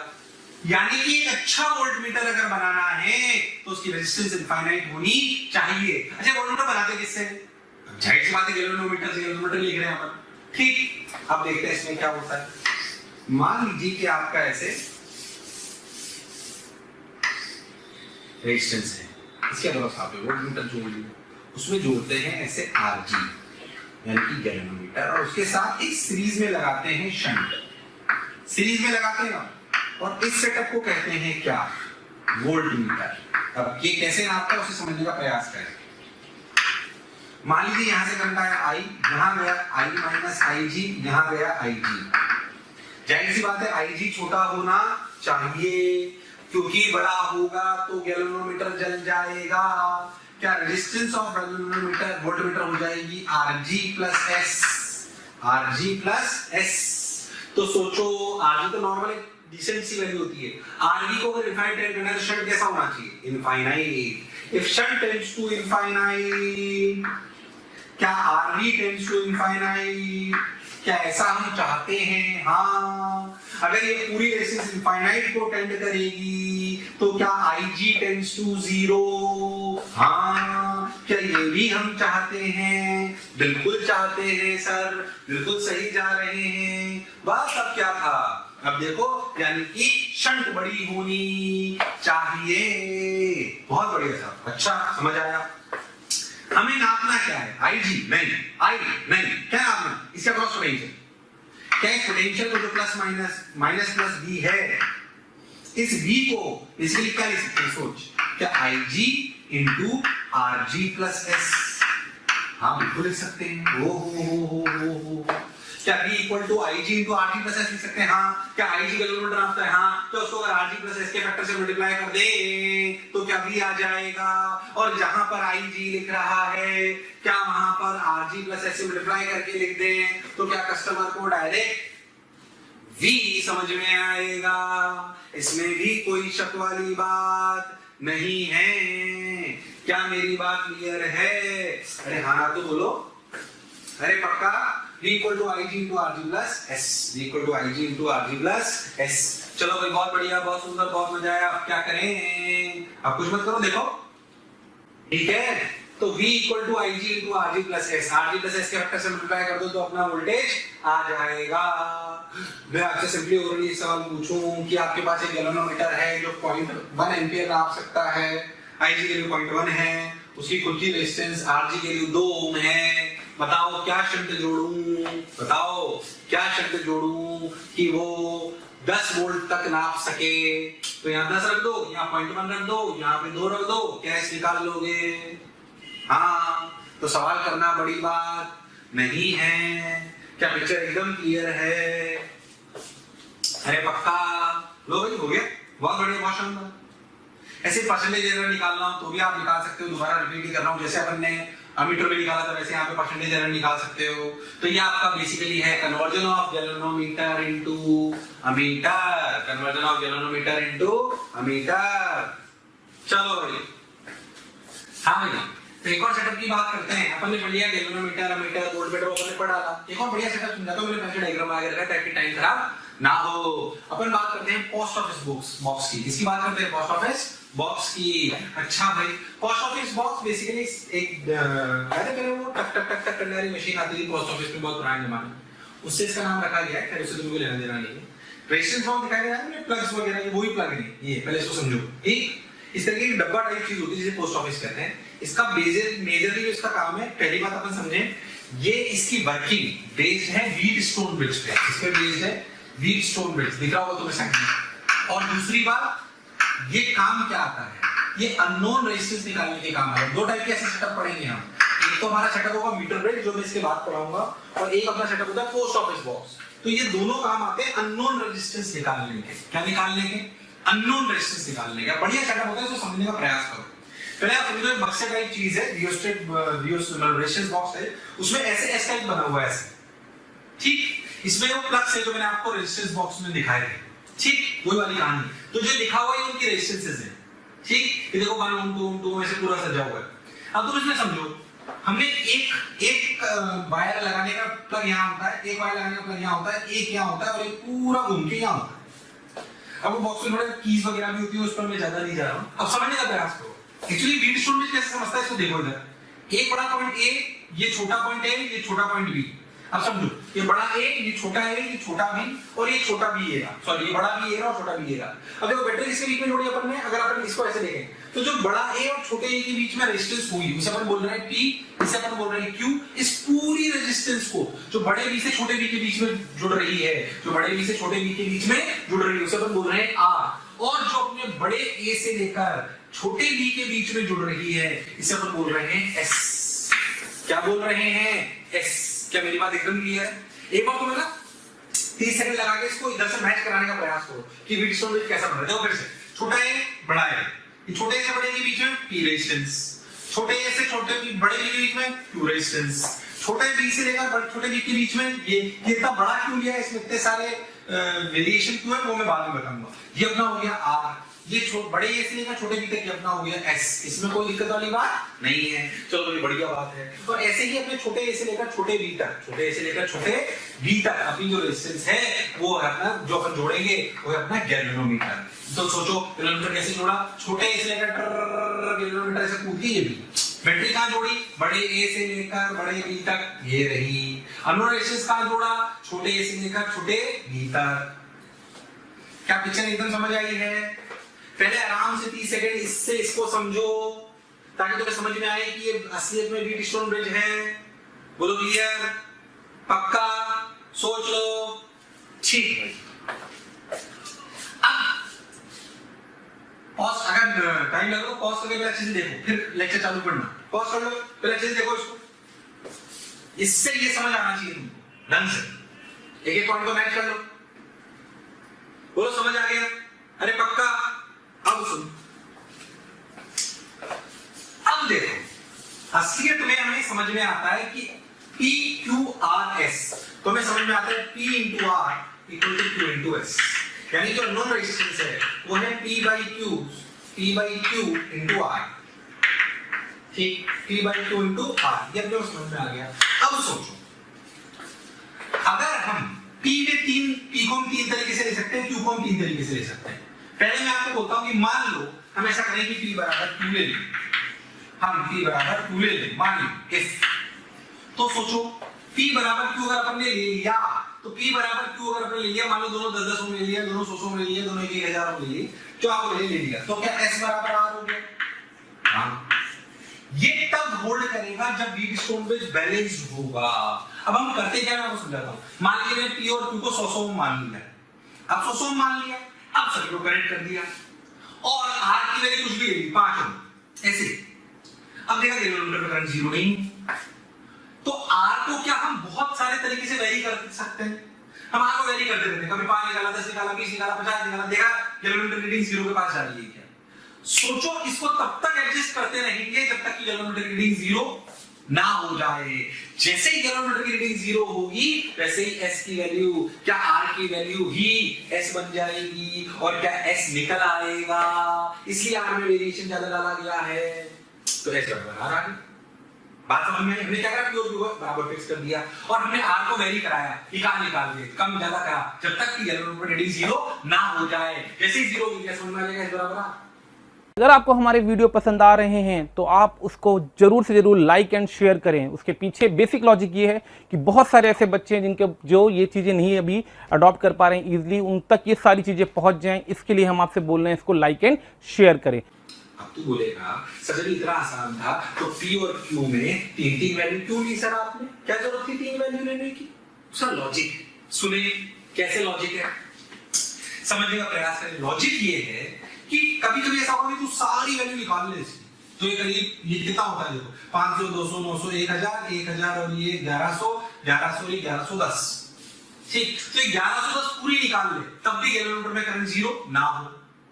इसका मतलब क्या S की वैल्यू 1110 से भी ज्यादा है कि नहीं? हमने सारे निकाल लिए, ठीक, तब भी रीडिंग जीरो नहीं हुई, मतलब अभी भी S और बड़ा है, तो फिर क्या करोगे? तो असलियत में सोचो आप, P by Q की वैल्यू अगर जीरो नहीं आ रहा है तो फिर P by Q के रेशो को देखना पड़ेगा। आप सोचो P/Q के रेशो को अपन मैक्सिमम क्या ले सकते हैं? P/Q के मैक्सिमम रेशो को ले सकते हैं 1000/10 यानी कि 100, और P/Q के रेशो को मिनिमम क्या ले सकते हैं? 10/1000 यानी कि 0.01। बोलो क्लियर? हाँ सर, बात आपसे क्लियर। यानी कि क्या P/Q को वेरी कराकर मैं S की वैल्यू को क्या लिख सकता हूं?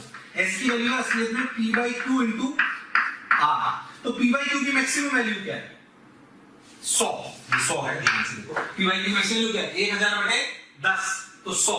तो क्या 100 R तक नापा जा सकता है?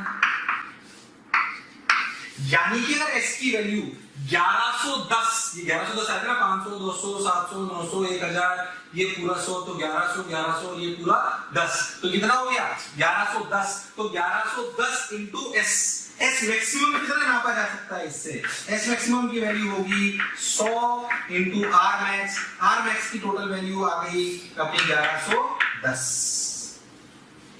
यानी कि अगर आप बहुत ध्यान से देखो तो आपको समझ में आएगा 1110 की 1110 है ना, 1110 इंटू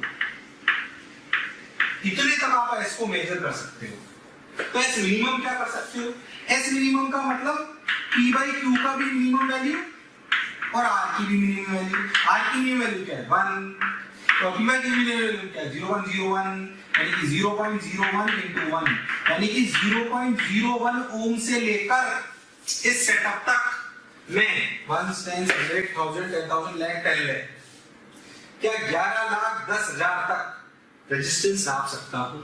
क्या ये फिजिबिलिटी में तभी ला पाया जब P/Q के रेशो को नचाऊंगा। किसको नचाऊंगा? P/Q के रेशो को।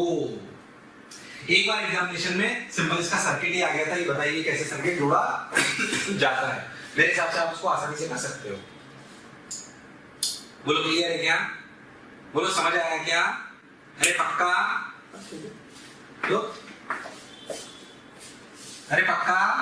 देखो अच्छे समझो, बढ़िया समझाने मिलेगी कैसे काम करता है। कौन? Post office box. कौन? Post office box. देखो भाई, मीटर ब्रिज का सेटअप काफी आसान है। किससे? पोस्ट ऑफिस बॉक्स से। इस पे काफी बार सवाल आ चुके हैं, तो इसको ध्यान से देखिए।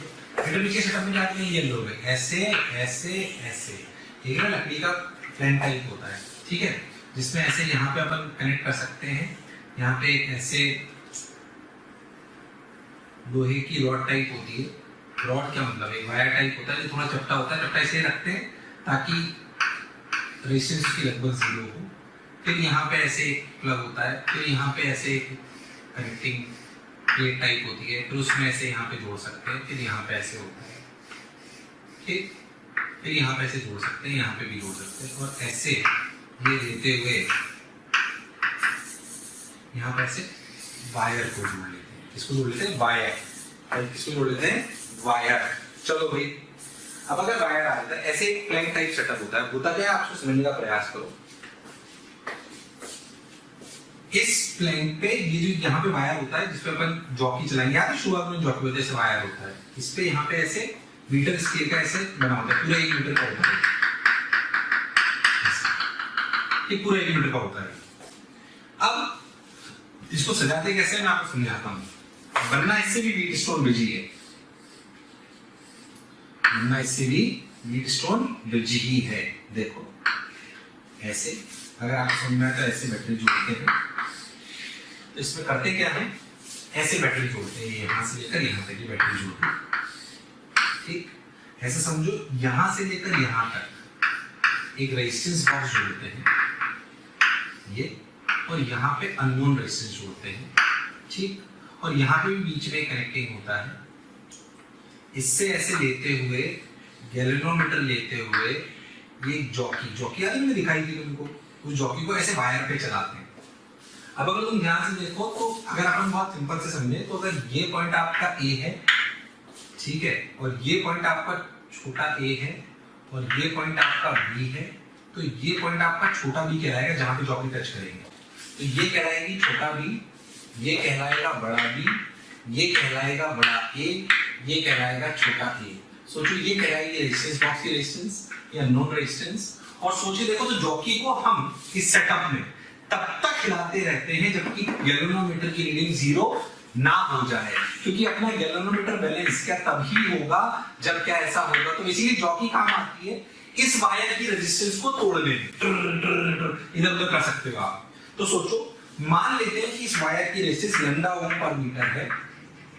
अगर देखो कि अगर ये वैल्यू मान लीजिए L1 है, और तो ये कितना बचेगा, 1 मीटर का होता है, तो इसको मैं 100 माइनस L1 मान लेता हूँ, 100 माइनस L1 लैम्डा ओम पर सेंटीमीटर, ऐसा आप समझो। तो ये L1 दूरी पर अगर ऐसे हुआ तो ये दूरी बची 100 माइनस L1। तो सोचो ये रेजिस्टेंस कितनी हुई A से लेकर ये तक, ये रेजिस्टेंस हुई लैम्डा L1 और ये हुई लैम्डा 100 माइनस L1।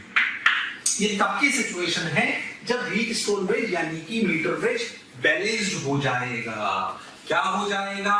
बैलेंस्ड। बोलो क्लियर है क्या एकदम? अरे पक्का? क्या हो जाएगा? बैलेंस। तो अपन ये लिख लेंगे। सबने बोला ठीक, मैंने भी बोला ठीक। लो भाई आरबी अपनी shunt resistance of the unknown जिसे अपन बोल रहे हैं, ठीक है, अननोन एक्स मान लो, एक्स मान लो, जो तुम्हारी इच्छा मान लो। अब सोचो दिस इनटू दिस बराबर दिस इनटू दिस, यानी कि अगर अपन देखें तो आरबी तो रेजिस्टेंस बॉक्स की रेजिस्टेंस है, तो RB into lambda 100 minus L1 equal to क्या S into lambda L1। Lambda ने लैम्डा को मार दिया, क्या इसकी वैल्यू आ गई RB into 100 minus L1 upon L1। क्या एक्सपेरिमेंटली हम L1 ही निकालते हैं? एक्सपेरिमेंटली हम क्या निकालते हैं? L1। तो भाई 33 सेंटीमीटर बैलेंस हुआ कि 40 सेंटीमीटर बैलेंस हुआ कि क्या हुआ, कैसे हुआ? क्या अगर ऐसा आएगा, क्या हम सवाल कर सकते हैं कि अगर कनेक्शंस कैसे जोड़े जाते हैं वो भी सवाल आ जाए तो क्या हम कर सकते हैं? ध्यान से सेटअप को समझिए। कैसे प्लैंक है, उसमें रेजिस्टेंस बॉक्स है, शंट है, वायर है, ऐसे जॉकी से जोड़ा गया है, हमें कोई दिक्कत नहीं है। लो भाई हो गया। अच्छा समझो इसको, सवाल बहुत सिंपल से आ सकते हैं कि 25 सेंटीमीटर पे बैलेंस हुआ, रेजिस्टेंस बॉक्स की रेजिस्टेंस 50 है, बताओ क्या शंट होगी? क्या तुम निकाल सकते हो? बिल्कुल आसानी से। कभी कभी ऐसा भी होता है, बोलते हैं कि अगर हम रेजिस्टेंस बॉक्स की रेजिस्टेंस को डबल कर दें, सोचो इसको डबल कर दोगे तो बैलेंस करने के लिए क्या इसको आपको इधर हिलाना पड़ेगा, क्योंकि मल्टीप्लिकेशन इसका और इसका कांस्टेंट होना चाहिए। तो बोला कि अगर हम रेजिस्टेंस बॉक्स की रीडिंग को डबल कर दें तो हमें जॉकी को 10 सेंटीमीटर हिलाया, तो 10 सेंटीमीटर किधर लाओगे? सोचो, राइट की लेफ्ट। इसको अगर बढ़ाया तो ये घटना चाहिए, इधर हिला लिया तो 2 इक्वेशन बन जाएगी, तो सवाल सॉल्व हो जाएगा। बोलो क्लियर है? एक बार एग्जामिनेशन में सवाल आया, सोच के देखो, शंट में यही रखूं, शंट में यही रखूं, क्या रेजिस्टेंस बॉक्स की रीडिंग चेंज कर करके क्या ये नल पॉइंट अलग अलग आ सकता है? आ सकता है कि नहीं आ सकता? बोलो क्लियर? अब समझो, for same S but different RB, हमारे वायर पर, ये अगर हमारा वायर है 1 मीटर का, तो हमारे पास 3 जॉकी पॉइंट के नल पॉइंट आए, 1, 2 और 3, 1, 2 और 3। बोलो क्लियर? सेम एस के लिए आरबी अगर चेंज करोगे तो नल डिफ्लेक्शन कभी यहां कभी यहां कभी यहां आएगा। बोलो क्लियर? तो 3 आए। क्या तीनों से आंसर आ सकता है? हाँ बिल्कुल आ सकता है, पर उसने बोला कि तीनों में से एक सबसे ज्यादा एक्यूरेट है, एक सबसे ज्यादा एक्यूरेट है। कौन सबसे ज्यादा एक्यूरेट है? वो एक्यूरेट वाला आंसर है 2, मोस्ट एक्यूरेट पोजीशन। ये एग्जामिनेशन में आया, मोस्ट एक्यूरेट पोजीशन, ठीक, तो उसका आंसर है 2। ये अच्छा सवाल है, इसका आंसर मैं यहां नहीं बता रहा, इसका हिंट दे रहा हूं आपको। इस सवाल का लॉजिक आएगा एरर से। कहां से आएगा? एरर से। ये जो स्केल होता है इसका लीस्ट काउंट 0.1 होता है।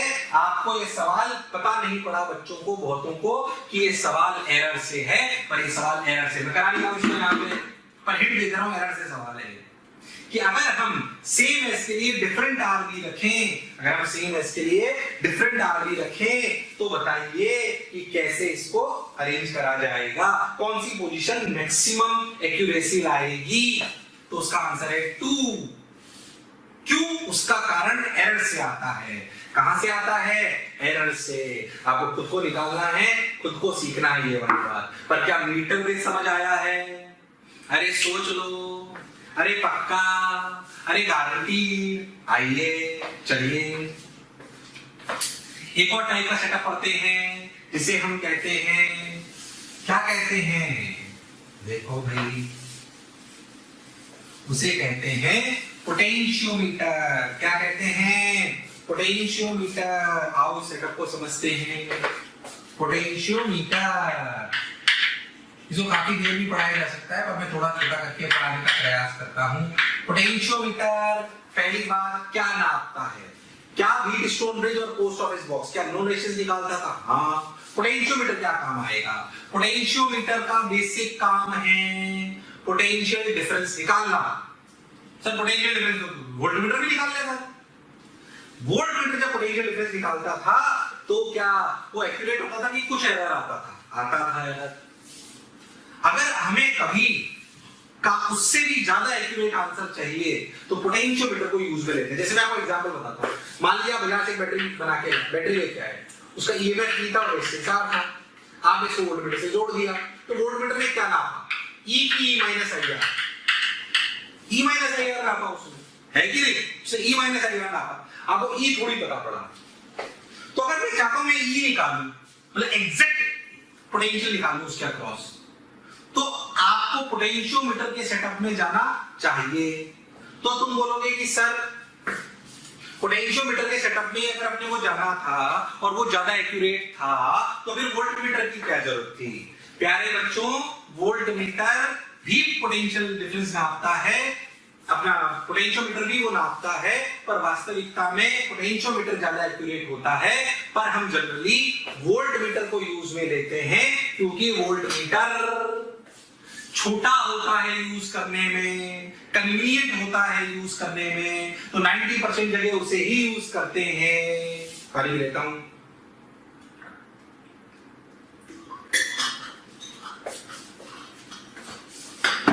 पर पोटेंशियोमीटर एक्यूरेट होता है, पर ये बल्कि होता है, बड़ा होता है, इसलिए इसे हर जगह यूज नहीं करते। पर अगर कहीं पे ज्यादा एक्यूरेसी चाहिए तो हमें पोटेंशियोमीटर सेटअप को यूज कर लेना चाहिए। तो क्या समझ में आया कब इसको यूज करना है? वोल्टमीटर और पोटेंशियोमीटर दोनों पोटेंशियल डिफरेंस आते हैं, पर वोल्टमीटर कम एक्यूरेट होता है पोटेंशियोमीटर से, पर वो छोटा होता है, इसलिए मैक्सिमम जगह उसे ही यूज करते हैं। पर अगर एक्यूरेसी की बात आ जाए तो ज्यादा कौन एक्यूरेट है? पोटेंशियोमीटर, पर वो बल्कि होता है, इसलिए उसे कुछ ही जगह यूज करते हैं। तो सबसे पहला यूज जो पोटेंशियोमीटर का आता है वो है calculation of EMF of cell. Calculation of EMF of cell. ठीक, इस कहानी में अंदर घुसने से पहले आप मेरी बात को समझो कि आपको करना क्या है। आपको करना क्या है? देखो ध्यान से, एक नई चौक ले लेता हूं। आओ, तो calculation of EMF, calculation of EMF of cell. अब क्या करें? देखो ध्यान से, बढ़िया लगा, अच्छा लगा, सुंदर लगा। देखो, हाँ मैं समझा आपके पास एक सेटअप है। कैसा मैं आपको बताता हूँ। ऐसे आपके पास एक बैटरी मान लो, ऐसे मान लो, ऐसे उसकी इंटरनल रेजिस्टेंस है। ऐसे समझो कि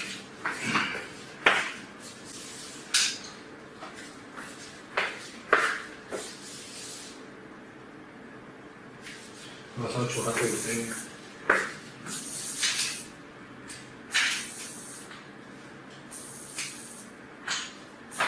हाँ देखो, मान लो कि ऐसे सेटअप है, यहां पे अपन ने एक वायर ले लिया। यस, ठीक, ये बैटरी E1 है, ये R1 है, इसकी रेजिस्टेंस मान लो कैपिटल R है। ठीक, ये लेंथ मान लो L है। ये एक सेटअप है ऐसा सिंपल।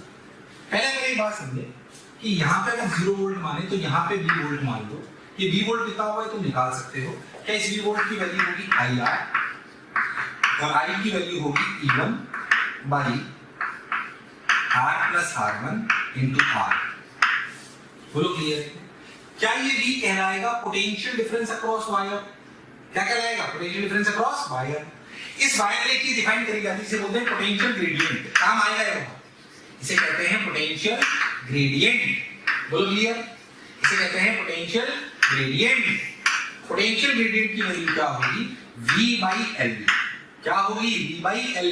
क्या इस पर्टिकुलर सिचुएशन के लिए E1 R/R plus R1 upon L, ये कहलाएगा इसका पोटेंशियल ग्रेडियंट। ये काम की चीज आएगी, इसलिए भी बता रहा हूं, इसे कहते हैं पोटेंशियल ग्रेडियंट। क्या कहते हैं? Potential gradient. अच्छा भाई, बहुत बढ़िया, बहुत सुंदर, बहुत मजा आया बाबा। ये अपना कहलाया potential gradient. V/L equal to E1 R/R plus R1 into L। अब क्या करें? अब देखो भाई, अच्छा ये पोटेंशियल ग्रेडियंट निकाले, ये सेटअप कर दो। इससे क्या फायदा होगा? पोटेंशियल ग्रेडियंट का क्या मतलब है? इस वायर में पोटेंशियल पर यूनिट लेंथ कितना है? मान लीजिए वैल्यू आई 20 वोल्ट। कितनी आई? 20 वोल्ट। और मान लो कि ये 10 मीटर है, तो क्या 20/10 क्या हम बोल सकते हैं 2 वोल्ट गिरता है 1 मीटर में, वो कहलाएगा पोटेंशियल ग्रेडियंट। इसका फायदा क्या होगा तुझे समझ में आएगा। तो मैं इस सेटअप में अपने पोटेंशियल ग्रेडियंट निकालना सीख लिए। बोलो क्लियर? हाँ सर, बात समझ आई। अब मान लीजिए कि जिस बैटरी का मुझे ईएमएफ निकालना है उसको आप ऐसे लगा दो ई, और ये आ रहा है, समस्या थी कि अपने को ई निकालना था और ये उसकी रेजिस्टेंस आर थी, उसको यहां से ऐसे जोड़ो और गैल्वेनोमीटर की मदद से जॉकी लो और जॉकी को इस वायर पे चलाओ और तब तक चलाओ जब तक नल डिफ्लेक्शन ना आए, ऐसे, और तब तक चलाओ जब तक नल डिफ्लेक्शन ना आए। क्या प्रैक्टिकली हमें पता पड़ जाएगा कि कितनी दूरी पर, मान लो ये L1 दूरी पर क्या निकल आया? Null deflection. क्या निकल आया? Null deflection. फायदा क्या हुआ मैं आपको बताता हूं, सोचो।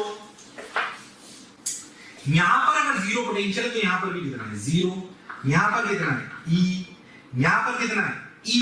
क्यों? क्योंकि नल डिफ्लेक्शन है, तो यहां कोई करंट नहीं बह रहा, तो इस आर के होने नहीं होने का कोई फर्क नहीं पड़ता। बिल्कुल सही बात, बिल्कुल सही बोले सर आप। ठीक, मैं ज्यादा इलस्ट्रेशन नहीं करा पाऊंगा, इसलिए बात को आप समझो, नहीं तो रेगुलर क्लास में तो मैं पूरे लेक्चर से पोटेंशियोमीटर ही पढ़ाता हूं। ठीक, इसको बस समझो, पर मैं आपको 10-15 मिनट में बिल्कुल ऐसे समझा दूंगा कि आपको बात समझ आ जाएगी। आप समझो, तो ये E0 E, ये E, यहां पे E, तो यहां पर भी E, मतलब इस जगह पर पोटेंशियल कितना होना चाहिए? E। यहां कितना है? 0, तो डिफरेंस कितना है? E। यानी कि L1 लेंथ में जो पोटेंशियल ड्रॉप हुआ वो E के बराबर होना चाहिए। मतलब क्या? V/L into L1 should be equal to E, यानी कि E equal to E1 R/R plus R1 into L into L1 is E। क्या EMF बिल्कुल एक्यूरेट निकल कर आया? अब सोचो, हमने E नापा कि E-IR नापा, हमने E नापा, क्या ये एग्जैक्ट EMF है? क्या पोटेंशियोमीटर एक्यूरेट है? क्योंकि वो नल डिफ्लेक्शन पर बेस्ड है। किस पर बेस्ड है? नल डिफ्लेक्शन पर बेस्ड है। परेशान होने की जरूरत नहीं है। It is based on what? Null deflection. I got my point? It is based on what? Null deflection. बोलो क्लियर है क्या? अरे पक्का? अरे सोच लो। हाँ, ये देखो अच्छे से बिल्कुल फील के साथ समझ में आया। ई निकल आया देखो। अब मैं सवाल भी करा सकता हूं वैल्यू लेके, 2-3 सवाल कराता हूं मैं। अभी नहीं करा रहा हूं, तुम्हें समझना है, क्रैश कोर्स है। बोलो क्लियर हो गई एकदम बात? अच्छे से देखो इसको कैसे ई निकाला। अच्छा, मैंने आसान केस भी लिया, मैंने इसका भी E1 लिया, इसका भी R1 लिया, तो अपने को क्लैरिटी होनी चाहिए।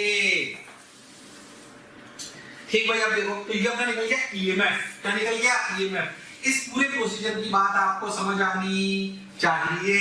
अच्छा, इसमें क्या होता है ना, कई बार ऐसा रीडिंग नहीं आएगी। सोचो रीडिंग कब नहीं आएगी? नल डिफ्लेक्शन नहीं आ रहा था, सोचो कब नहीं आएगी नल डिफ्लेक्शन। अगर आप इस बैटरी को उल्टा जोड़, क्या ये माइनस ही आएगा? माइनस ही पॉसिबल नहीं है। अगर उल्टा जोड़ दो तो रीडिंग, मतलब कनेक्शंस प्रॉपर होने चाहिए, मतलब इस बैटरी का और इस बैटरी का नेगेटिव नेगेटिव और पॉजिटिव पॉजिटिव एक एक तरफ होने चाहिए। अगर कनेक्शन गलत कर दोगे तो रीडिंग नहीं आएगी। सोच, रीडिंग एक केस में और नहीं आएगी। सोच कि अगर E बड़ा हो जाए V से, किससे बड़ा हो जाए? V से। मान लीजिए V वोल्ट जो आपका ड्रॉप है, वो ड्रॉप मैक्सिमम 20 वोल्ट है और बैटरी जोड़ दी 30 वोल्ट की, तो भी रीडिंग नहीं आएगी, नो रीडिंग। तो रीडिंग सही आने के लिए क्या करेक्शन प्रॉपर होने चाहिए? हाँ। क्या ई की वैल्यू भी, कभी भी अगर आप एक्सपेरिमेंट करो और रीडिंग नहीं आए तो आपको इन बातों के बारे में सोचना चाहिए, आपको इन बातों के बारे में सोचना चाहिए। बोलो क्लियर है क्या मेरी बात समझ आई अच्छे से? अरे पक्का? क्या हमें ईएमएफ निकालना आ गया? हाँ भाई बिल्कुल आ गया ईएमएफ निकालना, कौन सी बड़ी बात है। अब किसी ने बोला बैटरी का ईएमएफ, क्या ऐसे सवाल बहुत सारे आएंगे, आप पढ़ लोगे क्या? पक्का करा लिया टाइम, समय कम है अपने पास, ठीक। अब सोचो, अगर आपसे बोलते हैं calculation of EMF of cell की बजाय calculation of internal resistance of battery, जिसका भी अपन ने ई निकाला ना, उसका इंटरनल रेजिस्टेंस निकालने के लिए बोलते हैं, तो calculation of internal resistance, calculation of internal resistance, calculation of internal resistance, calculation of internal resistance में क्या हुआ? देखो देखो देखो देखो देखो, बहुत बढ़िया लगा, बहुत सुंदर लगा, आ जाओ भाई। Calculation of internal resistance setup अभी हुई, कैसे? देखो वही अपना E1, वही अपना R1, ऐसे अपना ये, ऐसे अपना ये, ऐसे ये, देखो ध्यान से, ऐसे बोलो क्लियर। वही अपनी कहानी निकले, ये अपना कैपिटल R लिख रहे हैं, तो V की वैल्यू अपनी क्या आई थी? अपनी E की वैल्यू आई थी E1R बाई R1 प्लस, मतलब R प्लस R1, याद है? भूल गए? और पोटेंशियल ग्रेडियंट अपना V बाई L आया था, उसमें ऐसी कोई दिक्कत नहीं है, वो कहानी वैसी की वैसी ही चलेगी। E1R L by L by R plus R1, ठीक। हम क्या करें, उस वेक्टर को फिर से ऐसे ही जोड़े, जो उसका R है ये अब इस सर्किट में एक रेजिस्टेंस बॉक्स और जोड़ है। क्या रेजिस्टेंस बॉक्स की रेजिस्टेंस पता होती है? हाँ। अब सोचो, पहले थोड़ी देर के लिए इस सर्किट को देखो, क्या इस सर्किट में करंट कैसे बहेगा? ऐसे कितना? I equal to E by RV plus R, I equal to E by RV plus R, ठीक भाई। I equal to E by RV plus R, सबने बोला ठीक, मैंने भी बोला ठीक। अब देख, क्या यहाँ पर अगर जीरो पोटेंशियल मानो तो यहाँ पर भी जीरो, तो यहाँ पर कितना? यहाँ पर है E माइनस, या कैसे बोल सकते हो, I इंटू RV, तो यहाँ का पोटेंशियल हुआ I इंटू, जितना यहाँ उतना ही यहाँ, तो I इंटू RV, तो लिखा गया E by RV plus R into RV।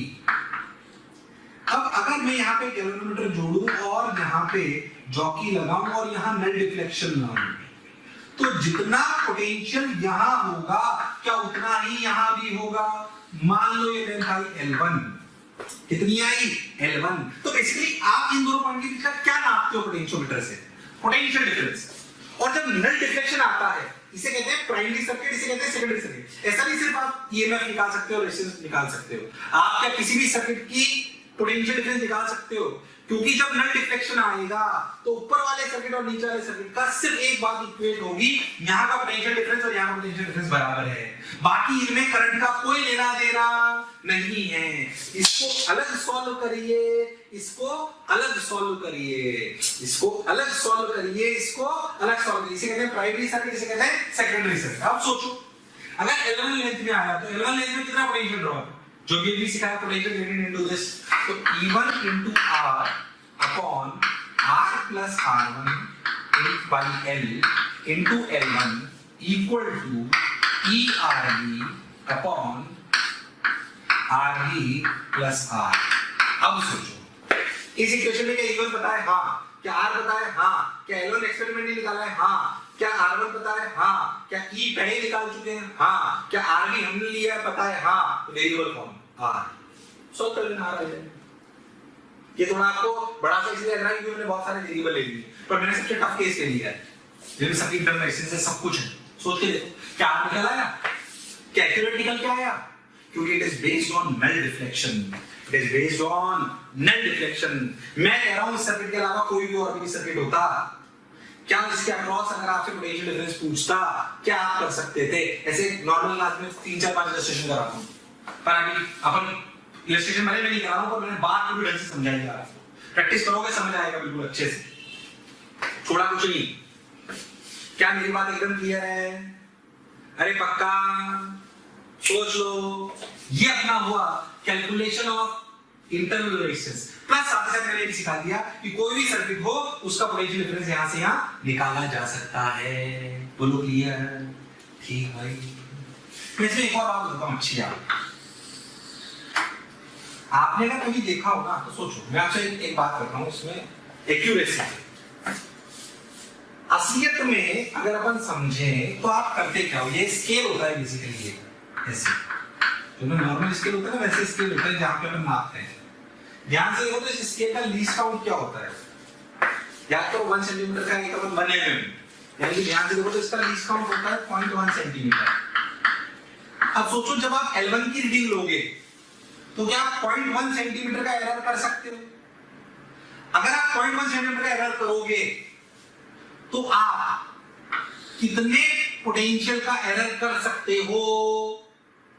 आप एरर कर सकते हो potential 1 centimetre into potential gradient.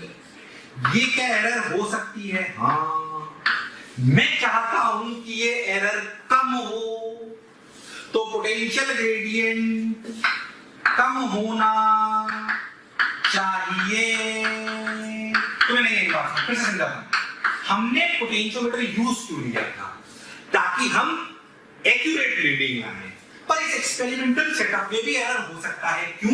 क्योंकि जब आप L1 नाप रहे हो तो ऐसे मेजरिंग स्केल पर नाप रहे हो जिसका एरर 0.1 सेंटीमीटर है लीस्ट काउंट, तो क्या वो लीस्ट काउंट इतने नापने में एरर हो सकती है? तो पोटेंशियल नापने में क्या एरर हो सकती है? 0.1 इंटू पोटेंशियल ग्रेडियंट।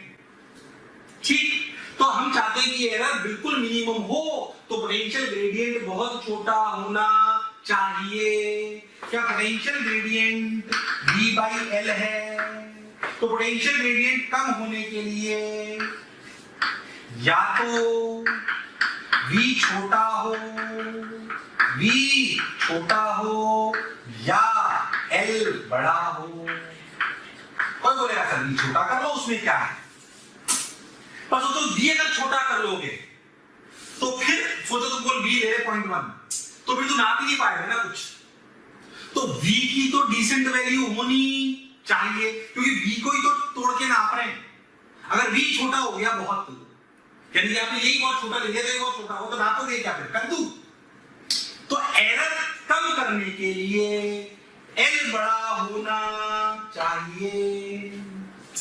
पर सोचो L बहुत बड़ा करने का मतलब क्या सेटअप बल्कि हो जाएगा?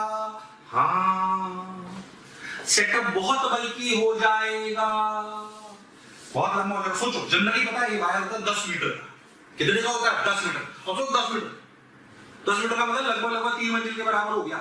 सोच ट्रक में आ रहा भाई सब पोटेंशियोमीटर, ऐसा लंबा ट्रोला 3 मंजिल के बराबर, उस पे ये तो नॉनसेंस बात है। क्योंकि अगर हम चाहते हैं कि एक्यूरेसी ज्यादा हो तो L लंबा होना चाहिए। तो किसी समझदार आदमी ने बोला, भाई साहब किसने बोला कि आप इस वायर को सीधा लो? तो पता है रियल सेटअप में क्या होता है? ऐसे ही लकड़ी का टुकड़ा होता है, ठीक? उस लकड़ी के टुकड़े पे ऐसे 1-1 मीटर के वायर ऐसे चलते हैं, 3, 4, 5, 6, 7, 8, 9, 10। हर एक वायर 1-1 मीटर का, और ये 10 मीटर टोटल। टिक टिक टिक टिक टिक टिक टिक टिक। ऐसे अगर कभी किसी प्रोग्राम पे देखा हो तो ऐसा होता है वास्तविकता। 1-1 मीटर का वायर को 10 बार घुमा देते हैं, तो 10 मीटर का वायर लंबा हो गया, सीधे नहीं घुमा घुमा के। तो बच्चा है सर, तो फिर 1 मीटर का भी सेटअप क्यों बनाए सर? 1 मीटर का भी सेटअप क्यों बनाए सर? और सब बात घुमा लेते हैं। ऐसा भी नहीं करते, क्योंकि जब घुमाते हैं तो क्या यहाँ पे थोड़ा थोड़ा एरर आता है। तो बेसिक सेटअप ये है कि 1-1 मीटर के वायर को ऐसे 10 बार घुमाते हैं, 10 मीटर का वायर हो जाता है, तो क्या एक्यूरेसी बढ़ जाती है। हाँ, ये काम की बात है, किताबों में लिखी मैंने, समझो इसको, बोलो क्लियर। अब रीडिंग ले रही हो तो ले सकते, मान लो मैंने जॉगिंग घुमाई, मान लो कि यहाँ पर क्या, मान लो यहाँ पर इस जगह पर 60 सेंटीमीटर पर बैलेंसिंग आई, कहां पर आई? 60 सेंटीमीटर। तो सोचो आपकी रीडिंग L1 कितनी हो गई? 100 200, 300, 340। कितनी हो गई? 340 सेंटीमीटर। क्या मेरी बात समझ आई है? क्यों सेटअप ऐसा लेते हैं बोलो, समझ में आया? एल क्यों बड़ा होना चाहिए बोलो, क्लियर है? क्या ईएमएफ दिखवाया जाए, क्या मैं कर सकता हूँ? क्या इंटरनल रेजिस्टेंस दिखवाई जाए, क्या मैं कर सकता हूँ? क्या किसी भी सर्किट का पोटेंशियल दिखवाया जाए, क्या मैं कर सकता हूँ? क्या पोटेंशियोमीटर क्यों यूज लेते हैं बोलो, क्लियर है? उम्मीद करता हूँ मैंने कम समय में आपको ज्यादा से ज्यादा समझाने का प्रयास करा, आपको समझ आया होगा। अच्छे से मैंने करंट डेंसिटी पढ़ाई है, करंट डेंसिटी को अच्छे से पढ़ोगे तो आगे कैपेसिटर में 2 से 2.5 लेक्चर में ही खत्म कर दूंगा, बढ़िया 3 घंटे में, बहुत शानदार, तो आपको अच्छे से समझ आएगा। क्या मेरी बात क्लियर है? पक्का? चलो भाई, thank you, God bless you. प्यारे बच्चों, अगर आपको लेक्चर पसंद आ रहे हैं और मैं आपसे कहता हूं कि आपको लग रहा है कि ये टॉपिक भी सर से ही पढ़ना है और आप उसके लिए कोई आपकी क्यूरी है या कोई भी आपके किसी भी तरह का प्रॉब्लम है, तो आप इस टोल फ्री नंबर पर संपर्क कर सकते हैं। टोल फ्री नंबर है 18002121 799 1800212799 1821 799 18002121 799।